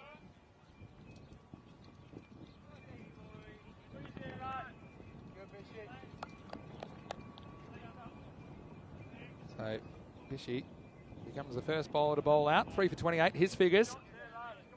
Be a little bit disappointed, I think, to get taken down for a 6 earlier in the over, because it was the kind of ball that was possible to dispatch, I suppose. Anyway, here's Hooper. He's going to bowl out here in the 19th. A slightly slower ball from him. I should think about 2 here. Long chase for Matt Stokes. Now, he's the interesting one for me, Stokes. Bowled the first 2 overs. Well, not the first 2, but he bowled 2 early on. Only went for 3 runs. But we haven't seen him again. Maybe just not back him to bowl at the end of the innings. Good stuff from Hooper, full straight. Now you've got essentially 2 new batters there. Mahidullah Sahak and Abaratna, who's out there now.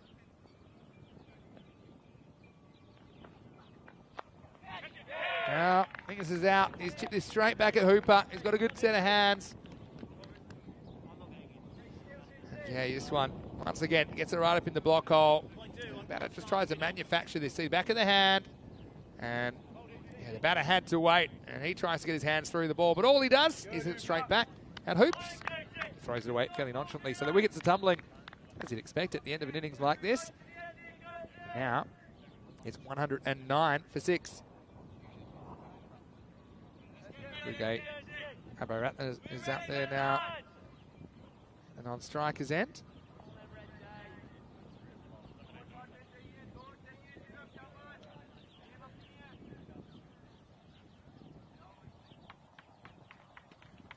So Norway looking for a little kick here. It's at 120 or so. That to me just, it strikes me as the pass ball. Maybe 115 to 120. not so much what I would have picked from the conditions. It's just what I'm picking from this mixture of this player group and the time in the season, as well as the conditions.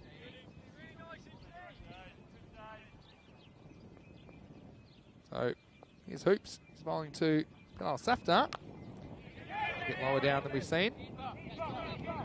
Go for two here, but he's slow to get going on the second run. He's going to have to get his skates on. Yeah, good throw there, gets him in trouble. And now we're going to have a buzzer. So we'll see a rare three. That's another good reason to take on some of these dicey too. See, he's just a bit slow to turn for the second here. I don't think he was sold on it. Yeah, better throw there. I think he might be struggling, but it kind of just bounces away from the backup fielder as well. I suppose that's a good risk paying off for Guernsey. Cut away, finds the gap. It'll be a long chase for the fielder. I knew he's putting in the big ones, but he's not going to get there. So Abaratna gets off the mark. Well, the overthrow changed the strike.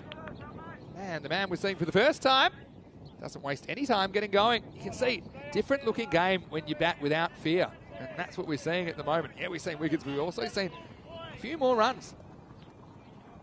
Nice start for Guernsey.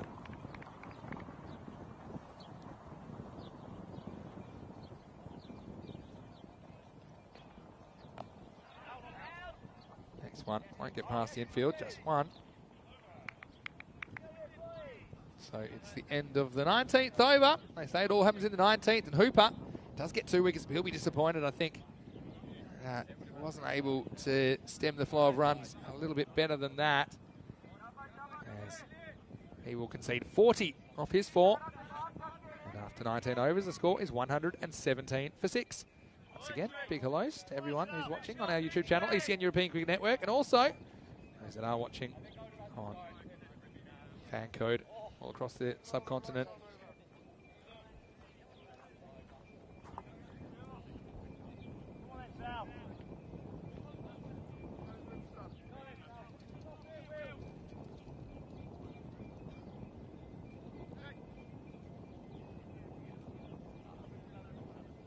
So, looks to me like they're going back to Pete Field. He bowled the first, he bowled the last.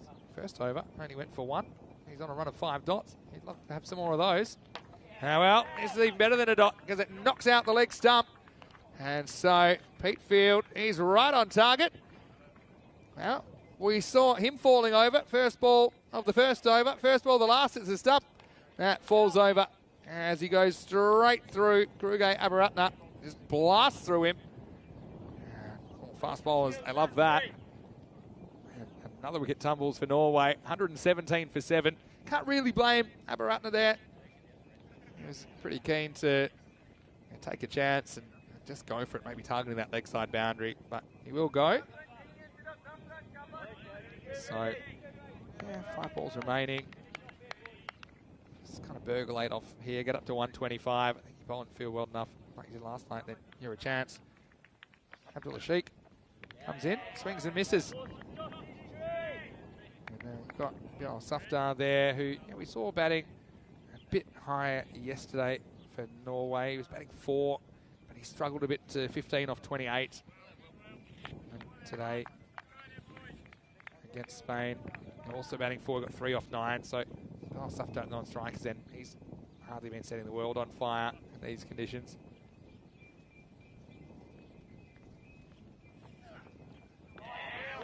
Good bowling for Pete Field. He's on a heater now. That's 8 balls in a row that haven't been scored off.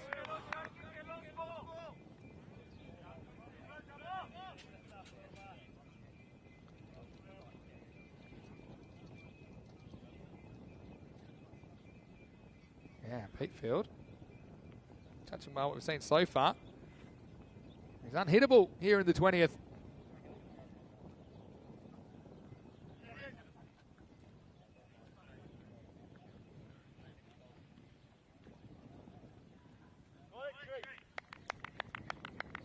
There you go. Here's the man of the moment, Pete Field, in again. This time, tries out a bouncer. About being unpredictable as well. I can't say I would have picked that. The batter kind of locks up. You'd say, okay, why don't you play a shot at this? It's the last thing you expect. I just okay for height. So that's 9 dots in a row. The first and last I'm talking about. This is not talking about his other 2 middle overs. I'm talking first and last here. Lose his run this time. Well, now I think at the point where Abdullah Sheikh, even if you miss this, I think you got to run. I think just seen some pretty bad throws from keepers back at the stumps. Just maybe try and give Safdar a go at it. He's got 3 off the only ball that he faced, which included an overthrow.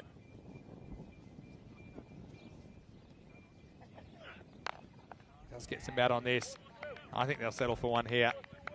So Safdar essentially have a free shot at advancing the score, 118. One more then, Wilbur. I think Liam's saying it's getting a bit late in New Zealand, so he might be nicking off soon. Of course, you can always watch things back anytime you like on our YouTube channel, Eastern European Cricket Network.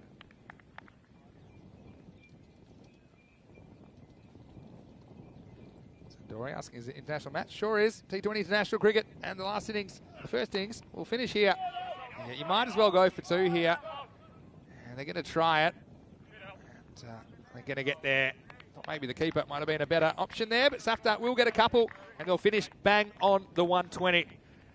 Norway, 120 for 7. After winning the toss and batting first here in match 3. They end up going run-a-ball pace, so Guernsey ended up getting to 100 yesterday, but not much went right for them in their batting innings. I think this is line ball stuff. I think it's a 50-50 match after the first innings, so I'm sure there'll be plenty of interested observers in the second innings. And it's a crucial match for both these teams. I mean, Norway, we won't see them again now until the last match after this match, of course. They will play 3 of their 4 matches. And Guernsey, well, they're just hoping to get some runs on the board. They've got ambitions of winning this tournament, despite losing the tournament opener to Norway yesterday. So, in a pretty good position to do so. And when you can't tell who's favourite, you know it's going to be a good contest. And Norway, well, they didn't have Raza Iqbal at the top of the order. So, he sent out Aminullah Tanha with his first hit, but nothing really went right for him. He ended up holding out for 1 off 11. And again, credit to the Guernsey bowlers for the most part. Now showing a lot of athleticism in the field. I did notice a kind of perceptible change in risk level in the power play. But having said that, it's still only gathered 27 runs for the Norwegians. This is one that was caught fairly comfortably by Matty Stokes. You can see it was after D.G.K.Varma, the captain. He did make a pretty good 37. And then with 2 wickets down, they sent out Sher to join Walid Ghari. Well, this is one that he did get really good into the wind for 6. The Maximos were few and far between, though. But how about that? That was the highlight of the innings for me. That catch by Josh Butler, the Statue of Liberty plate. Up went the right hand, and it came down with the ball stuck to it. Mohammad Sher, he's an excitement machine, isn't he? As the little reverse paddle scoop. And his luck would run out, though, ultimately on 17, as he flicked this away behind square. Fabrash did the rest. And I'll say Ali Salim with a couple of nice blows of his own, and he would ultimately go for 12. He became one of Bishar's victims. And, 2 wickets in consecutive balls. And Hooper was able to pouch a return chance there. It was a little bit more expensive, I think, than he planned to be. So it's a little bonus boundary for Kuruge Abaratna, as they seemed short of getting the 120 at one stage, but Petefield came on in the 20th and came back, put the brakes on. Only 3 runs come off the last over. None came off the first 4 balls of it, as Petefield, top and tails, doing a good job bookending the innings for Guernsey, as they restrict Norway to 120 for 7 off their 20 overs. An innings that saw 9 boundaries and 3 sixes. And again, the ebbs and flows. It was Kazir Ahmed, the captain, with 37 off 36. Supported by Ghari, 34 off 40. Those 2 had a good partnership. But then Sher and Ali Salim, I think they were important at just getting things moving in the last quarter of the innings. 17 for Mohammad Sher, but not quite the 70 he scored yesterday in the corresponding fixture. A dozen for Ali Salim as well. everybody towards the end just doing their best to advance the score. Only 6 extras and pretty disciplined bowling, you'd have to say, across the board for Guernsey, as they conceded 120.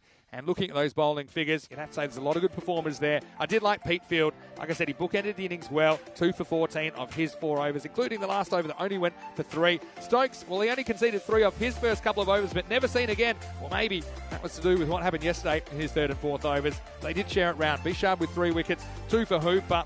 And the spin twins, Nightingale and Martell, I think they bowled pretty well as well because they only conceded 33. They didn't pick up a wicket today. I thought maybe they might have been a chance to bowl towards the end as well. They weren't required. Plenty of options for Guernsey skipper Josh Butler. I'm sure that he'll feature prominently in the chase. When we return in about 10 minutes' time, it will be Guernsey. They're hoping for revenge, aren't they? They'll need 120 runs off their 20 overs if they're to pick up their first points of the tournament. Vinny Sandu here, Mr. Maximo for the European Cricket Network. Hope you're having a great day wherever you're watching around the world. This is ECN, and you're watching the ECI Spain T20 Tri-Series.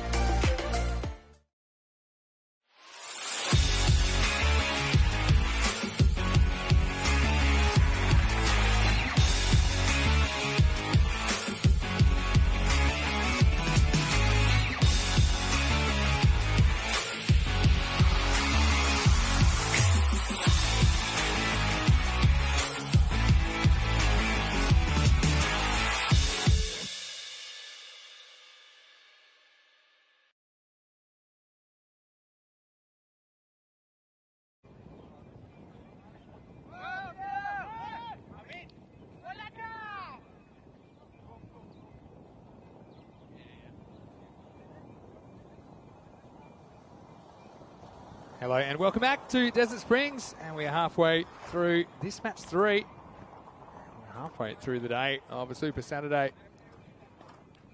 And looking forward to the reply here from Guernsey, searching for their first points of the series. It's a tough pill to swallow yesterday, as they just had essentially one man take the game away from them. Mohamed Sahak. Now, I see them coming out and chasing 121 for victory. Getting sound to hear Mr. Maximo. Might have a special guest commentator coming across very shortly. Very familiar face. I was hoping we'd have the equipment to get him on, and it does seem like we do. Just let you know at the end of the first over.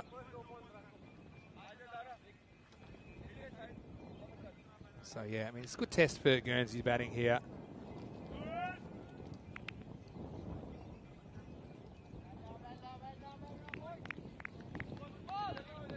Once again, welcome back to everyone who's watching on our YouTube channel, ECN European Cricket Network, as well as fan code across India.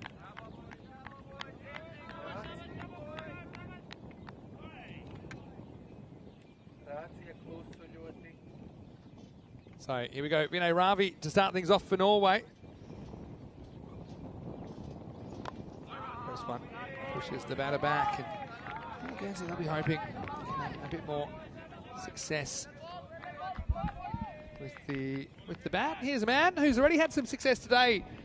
First T20 international that I've seen him involved in close up is none other than Spanish coach, good friend, zinc wearing, Spanish uniform rocking coach and commentator, Corey Ruckers. Welcome, Corey. Thank you very much, Vinny. Good to have you here. Good to have a bit of company, actually. How's this one? Not too spicy for everybody. Yeah, I did want to jump in there because I thought to myself, I was sitting in the dugout and I thought, oh, my old friend Vinny's here at Desert Springs, and it must be difficult doing it on your own. You've been talking a lot. Well, you know, I like to talk, so it's not really a problem. I've had a bit of company in the chat from our friends, ECN, European Cricket Network, of course. But, yeah, it's great to have you here, Corey. I've got plenty of questions for you. I'm sure a lot of our viewers will have some questions as well for you. So put in the chat, ECN European Cricket Network. I'm going to throw one at you straight off the bat before we get into the pleasantries. Yeah, go on. I'll talk cricket. What do you think? What's the pass score out here? I've got my ideas, but I know you haven't been listening to me. What do you think? Okay, well, I think if the batting teams bat to their ability, I think 140 is still par. I think 140 is a fair score. It's big boundaries, as you can tell. Yeah, bit different. I think the wicket's true enough. I haven't seen any demons in it. It just maybe it's a little bit soft on top, so batsmen are struggling to get the drives away through the line. But with such a big boundary, it changes the whole parameters of it. I mean, we do T10 cricket, don't we? Yeah, so sure do. Yeah, well, so see, I actually kind of factored in the way people are batting into my past score, and I kind of dialed it down to about 120. I think the 140 is if the batters are less rusty than what we've seen so far. The bowling's been good too. This one's worked away. It's just Damerel. Get off the mark here with a single. Yeah, we've been pretty impressed by what we've seen of Guernsey and Norway, that the bowling's been disciplined. It doesn't seem like there's too many freebies, but overall, yeah, I still think a 140 should be par. I mean, when I look at our game, we ended up with just on 130, and that was with only 21 off the power play. So I think if a team has a decent power play, that's the one thing that's been lacking, a decent power play. We haven't seen a team be able to get away just yet, and then it gets a bit trickier throughout. So yeah, we haven't seen anyone get away. That's the thing. All the power plays have been in the 20s so far. Yep. And we're into, this is the 6th innings now. See, Ravi knocked down, and we'll just be one regardless here, I think. It's a bit of a back into T20 cricket world, isn't it? I mean, Guernsey didn't get to play for two years. Yeah. Norway only got a couple of games. But it feels strange actually being next to you in the commentary box when I'm in a coaching role. I don't feel like this is our usual flow. Usually I'm leading the commentary here and you're giving me the support. Oh, do you want to? No. By all means, it's all yours. I don't mind actually. I found it really interesting, of course. I've got some questions for you actually. I haven't seen you in about a month. Yeah. Has it been that long? Could have been longer. Down the ground. Gets past the ball. They will get one. It'll be the end of the over. Pretty circumspect start this for Guernsey, but also pretty good over for Vinay Ravi. All right, well, you know. I've got you. I'm ready for your questions. I'm used to. Well, you've been over here.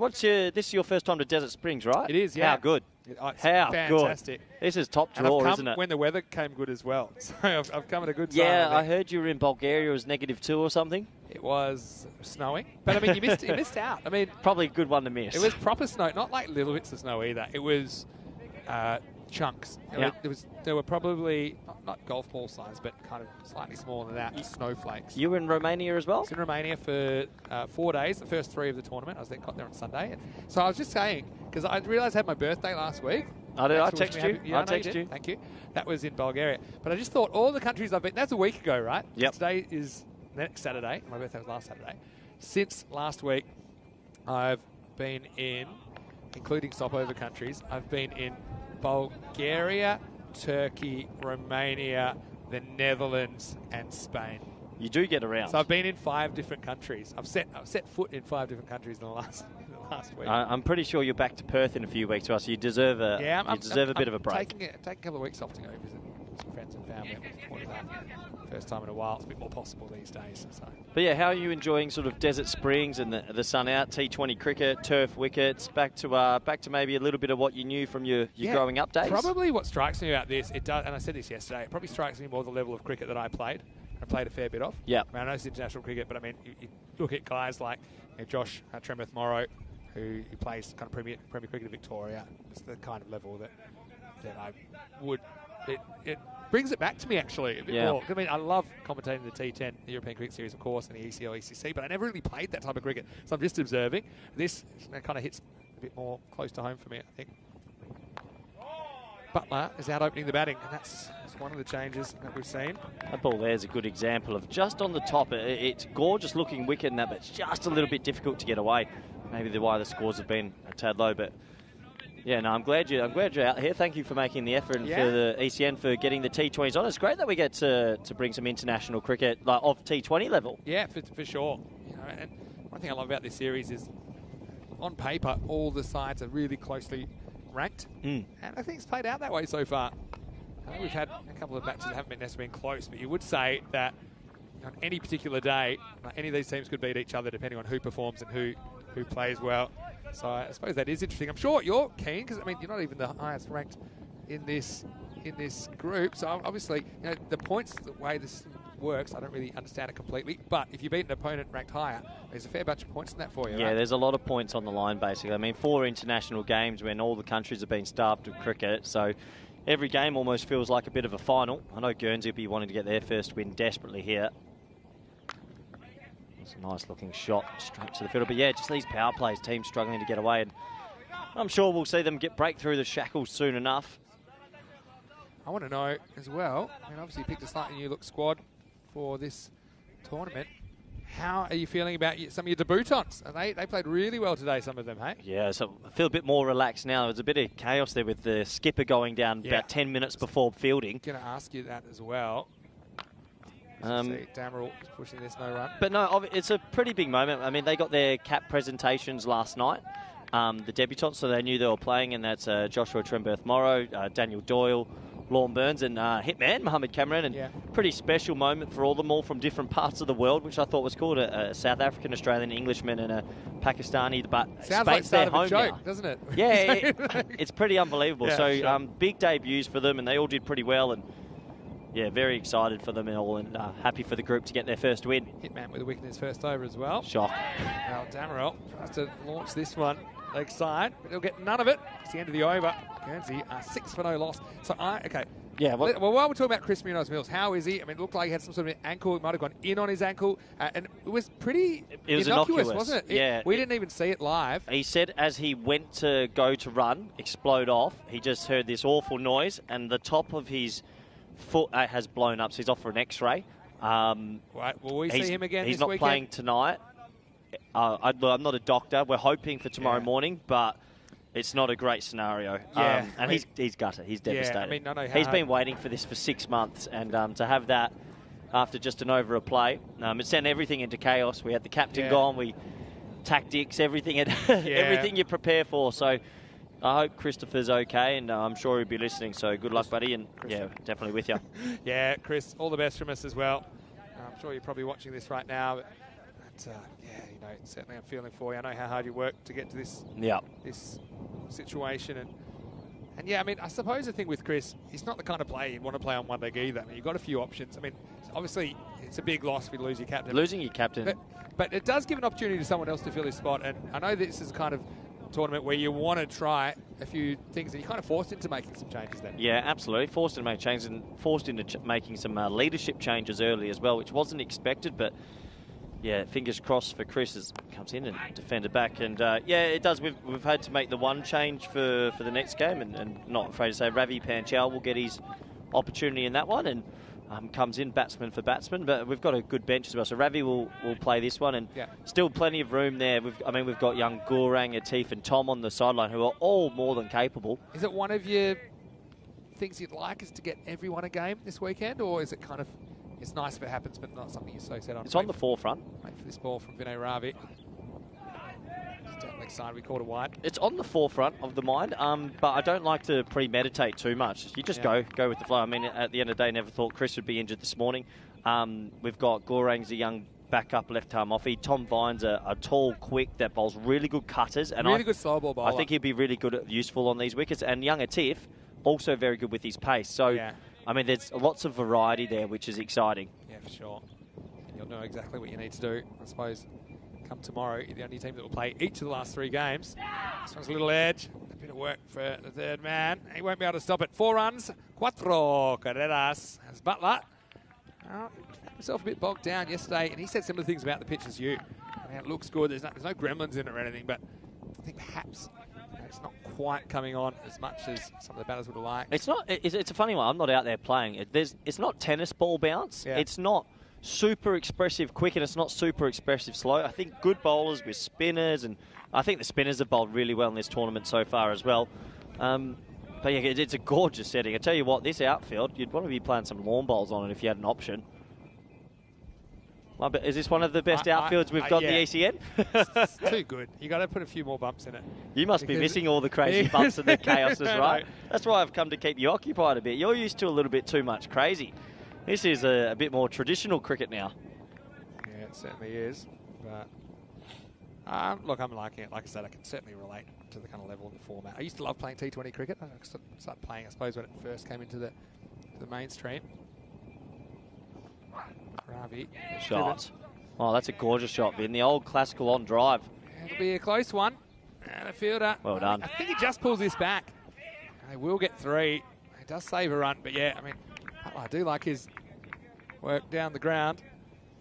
As be a rare 3 on ECN. You don't see that many of them. No, pretty rare. Well, you don't see many on the ECN, but with these boundaries, I think straight's about 74 to 76 metres. So yeah, you'd expect to see a few more 3s, and yeah, I mean, if you clear the pickets here, you've definitely hit it. It's stayed hit. To hit a 6 here, you've definitely hit it. Makes it all the more impressive when you do get them. But I suppose what it does is, the risk reward isn't really there to elevate, is it? Because you're not expecting too many drop catches to expose yourself to dismissal. This one not really timed. So yeah, so your first experience at Desert Springs, you've seen Cardama. I'm sure you would have been out to Lamungo, and there's quite a bit of cricket stocks in Spain, isn't there? Look, here's the thing with Spain: perfect weather for a facility like this. Because you can play cricket all year round here, probably as well, right? Basically, it's around about 10 to 11 months. I don't think you get too much in December, January. To be honest, I've been cursed. I've been at Desert Springs 13 days. It rained 10. So this is a bit of a blessing in disguise for myself. It's just great to see everyone out here playing cricket, all the supporters here as well. Goes aerial, and this is a good shot in the power play, and it will get over. 4 carreras. Nice shot. Good batting from Damerel. They are trying to get moving. I mean, it's quite incredible to me still. All 5 innings, the power plays, they've been in the 20s, normally low 20s. And so, yeah, some good intent here from the keeper bat. Yeah, good batting. I mean, if you get one in your half, you've still got to put it away and just lofts that over mid-on. It's good hitting. Guernsey, I mean, they were pretty shocked, I think, yesterday with that innings from the number 7. They'll be definitely wanting a little bit of payback in this match. Goes aerial again. This one's even better, and this is going to be 4 more. So, back-to-back from Damerel as he looks to get things moving, and Guernsey, they look like a team that want to get some points on the board. Yeah, absolutely. It's good batting. He gets another half volley, and still got to put it away. Another 4 runs there, and good start this by Guernsey now. who will be looking to register their first win. Looking forward to taking them on later today. And I just want to take the opportunity, because I'm not going to be on the comms for too long. I've got a few things to prepare, but just want to say thanks to the European Cricket Network for coming and covering these games. I know we don't always do T20s, but big thank you to you guys out there, and thank you to Desert Springs for hosting this Tri-Series as well. How long can we keep you on for now? What have we got? 3 o'clock? Oh, I've got a while. I'll give you. Yeah, you just want a bit of. You want a bit of company. I just think it's nice because actually. I'll give you 20 more. I'm going to say this, but I have missed you. Right? I've missed you. And I had some internet issues. I'm just going to go back and have a look in the comments and see what we got. I know a lot of people enjoying this. Steve Cook is, of course. Amunga Cricket Club. Maiden Waters. I love watching your spinners bowl. I'll talk about that a little bit. Lee Butler pushing away. 22 after 3 overs. Yeah, so, I mean, you must be pretty happy with the variety of bowlers you've got as well. I thought that Charlie Remitrovic bowled really well. He's a good kid, isn't he? Just turned 17. I think his birthday is actually on Tuesday. Okay, maybe you know more about. I do know that. So he's actually involved with the knots now. He's in the knots setup. So I mean that's high level. Left arm off spin. I do like the variety. Law Burns, obviously right arm leg spin. Yasir Ali, what a game he played. Yeah, he played really well, his right arm off spin. It's a bit underestimated. It's very difficult to get away. Yeah, I called him more of a defensive bowler, but in a sense he created his wickets by the fact that they were so keen to get after him. Yeah, absolutely. So yeah, it's good to have that variety. I mean, 3 different spinners, all a couple with different arms, and then you got the 2 quicks and the left arm seamer and hitman. So we've gone for a bit of variety and trying to play a bit of matchmaker and making sure the right bowler comes on at the right time. And yeah, it seemed to work the first game, and I think that was a really good win, just positive to get the nerves out a little bit. With so many debutants in a new system, they're always going to be a bit nervous. Shamwari chopped away. Oh. Well, I wonder the keeper, ECS style. They do watch our cricket. That's good aggressive running, that. There's always one there. Dameril actually himself. They took one of him earlier that they really shouldn't have, and he threw about a whole pitch away. But I was going to say, for you, it must be pretty exciting. All the planning that you do behind the scenes, obviously there's a lot of work goes into it, the selections, the personal relationships you build. I mean, it must be really personally satisfying to kind of finally be able to do something on the field, right? Yeah, absolutely. I mean, these are, for a coach, actually, these are the most relaxed days in a funny way, as he comes in once more. A nice little dab down third man, traditional T20 shot that. Yeah, these are the relaxed days. The amount of stuff you do behind the scenes trying to build the high performance program, get the guys schedules, players, searching, talent, budgets, ICC documents, this eligibility, this and the other. When you get to these days, if you feel like you've done your job, you can actually sit back and enjoy. Yeah. So if they win, it's a bonus. If they had a loss, I would have loved the boys either way, but really happy for them, and I'm looking forward to the game later today. Really am. Dug out and 1 run. So, yeah. Do you think it's a positive playing the last 3 games? It gives you a bit more of a look at some of the opposition, maybe craft your plans a bit more? Yeah, look, still there's lots of flexibility that can be used in that, but still trying to get our reading on the pitch and the outfield and who should come up against what players and that. And there's plenty of potential in Spain, and not just with these 15 men we've brought here. There's that much potential. It's really exciting. Even with Norway and Guernsey, I mean, it's great to see them out here. They've got so much talent. No, there's a couple missing from Guernsey this weekend as well. They're off a little bit busy and a few injuries. One to Butler. What happened in their chase yesterday? What made Guernsey fall behind the 8 ball so much? Because we were off in the nets. We were having our last session. If you watch the first with the Norway innings, it was like the same thing. Yeah. So they just didn't have a white knight to come in and just whack 13 and over for the last 6 overs. That's a remarkable innings. Yeah. On big boundaries too. Yeah, what did he make? He made 70 off 29. And he hit more boundaries in the game than everyone else combined. Has to be some sort of record. Yeah, I think there were 5 4s and a 6. Everybody else, he hit, I think it was 6 4s and 5 6s. Okay. So it's not bad, is it? But he's a funny character. They seem to go, oh, why don't you bat him higher? And they say, well, he's a free spirit. He'll just come and do what he wants, and that's just where he bats. So, once again, I'm here with Spanish national team coach Corey Rutgers, who's kindly volunteered to spend a bit of time here in the box. So I think that you're missing it as well. I was looking at you in the tent, and I thought, where's his co-commentator? He needs a little bit more support. I mean, doing 5 T10s is good, but 3 T20s without a co-commentator, well done to you, Vinny. I'm going to get you my money's worth out of you here. So you've got Wahidul Sahak. I'm going to let you commentate this over on your own, Corey. Well, here we go. I know you love this. Comes in and, well, they'll scamper through for a 1 on the leg side as Vinny sold me down the deep end here. Wasn't ready for that. Meant to be in coaching mode, but no, good to be here. And a lot to like about both these teams, I think. We've watched a little bit of them from the side. And Norway, they've got a very disciplined bowling attack. That's what's impressed me the most. They don't give you many loose balls, and I think we haven't seen the best of Guernsey's batting yet, but these two have got off to a really good start. Nice to see some shots over the top in the infield, backing themselves. And they'll definitely be hoping to register their first win in the competition here. Oh, in the air and caught. Well, I just put the mocker on him. It was a drive. He's hit it straight to cover. It's a pretty big wicket as well, and he'll be disappointed with that. It was a pretty loose shot in the end. He sort of just reached at it, and this is what I mean. On this surface, it's a gorgeous wicket, but maybe just stopping a little bit. Batsman struggling to get the ball away, and a big wicket. That'll give Norway a bit of belief in Guernsey. I'll give someone else an opportunity.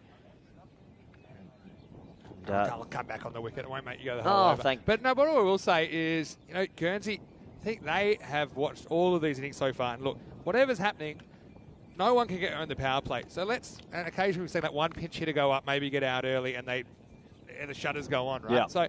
So I think there's certainly an effort that, look, it can't go a lot worse than it's been going. Yeah. When you think that no matter what's been happening, the power play has been between 20 and 27. So they're going to go, look, it can't be worse than that. We don't care if we lose a few wickets. Then we can rebuild. Then there's the time to rebuild. But chasing something like 120, if you can get up that, I would have thought a power play would be 40 to 45.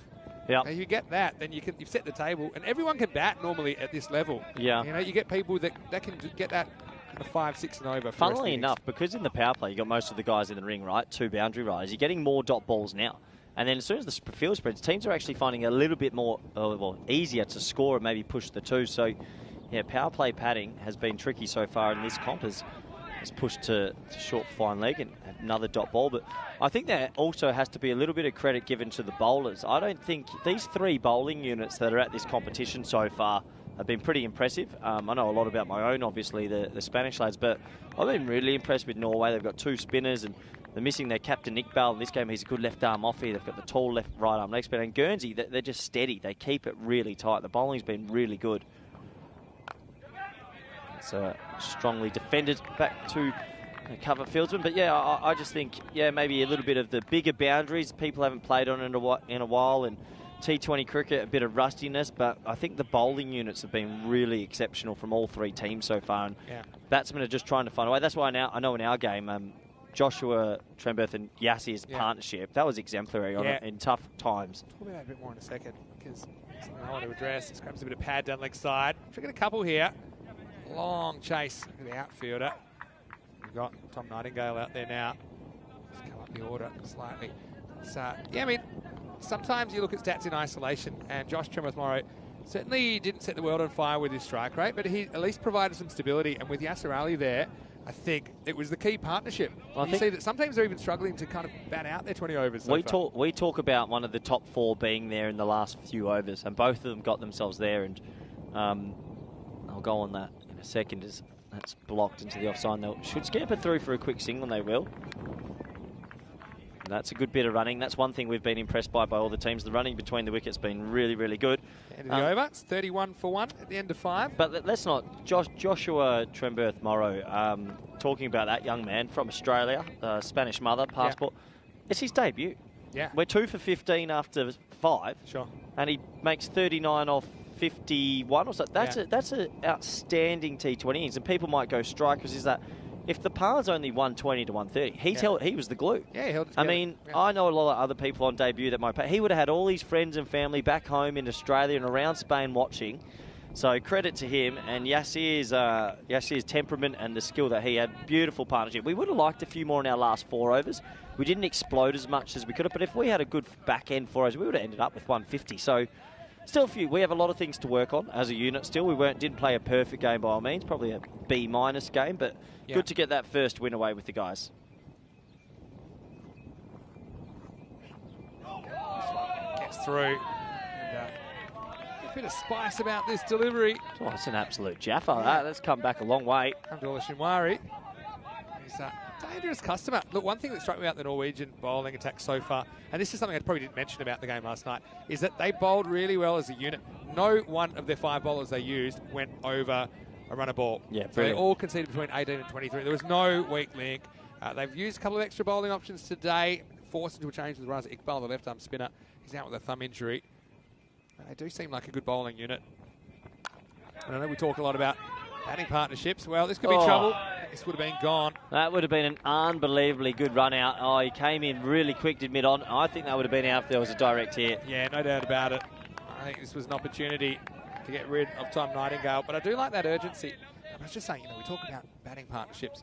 What about bowling partnerships? And, the five-man partnership, essentially. Mate, I'm really glad you brought that up. We had a big meeting with our bowling group before the tournament, just then, actually, about an hour ago, about bowling units and bowling groups. And, we're playing 3 quicks and 3 spinners, and sometimes you might not get the wicket, but if you can keep it tight at your end and your friend gets the reward, it's a group effort.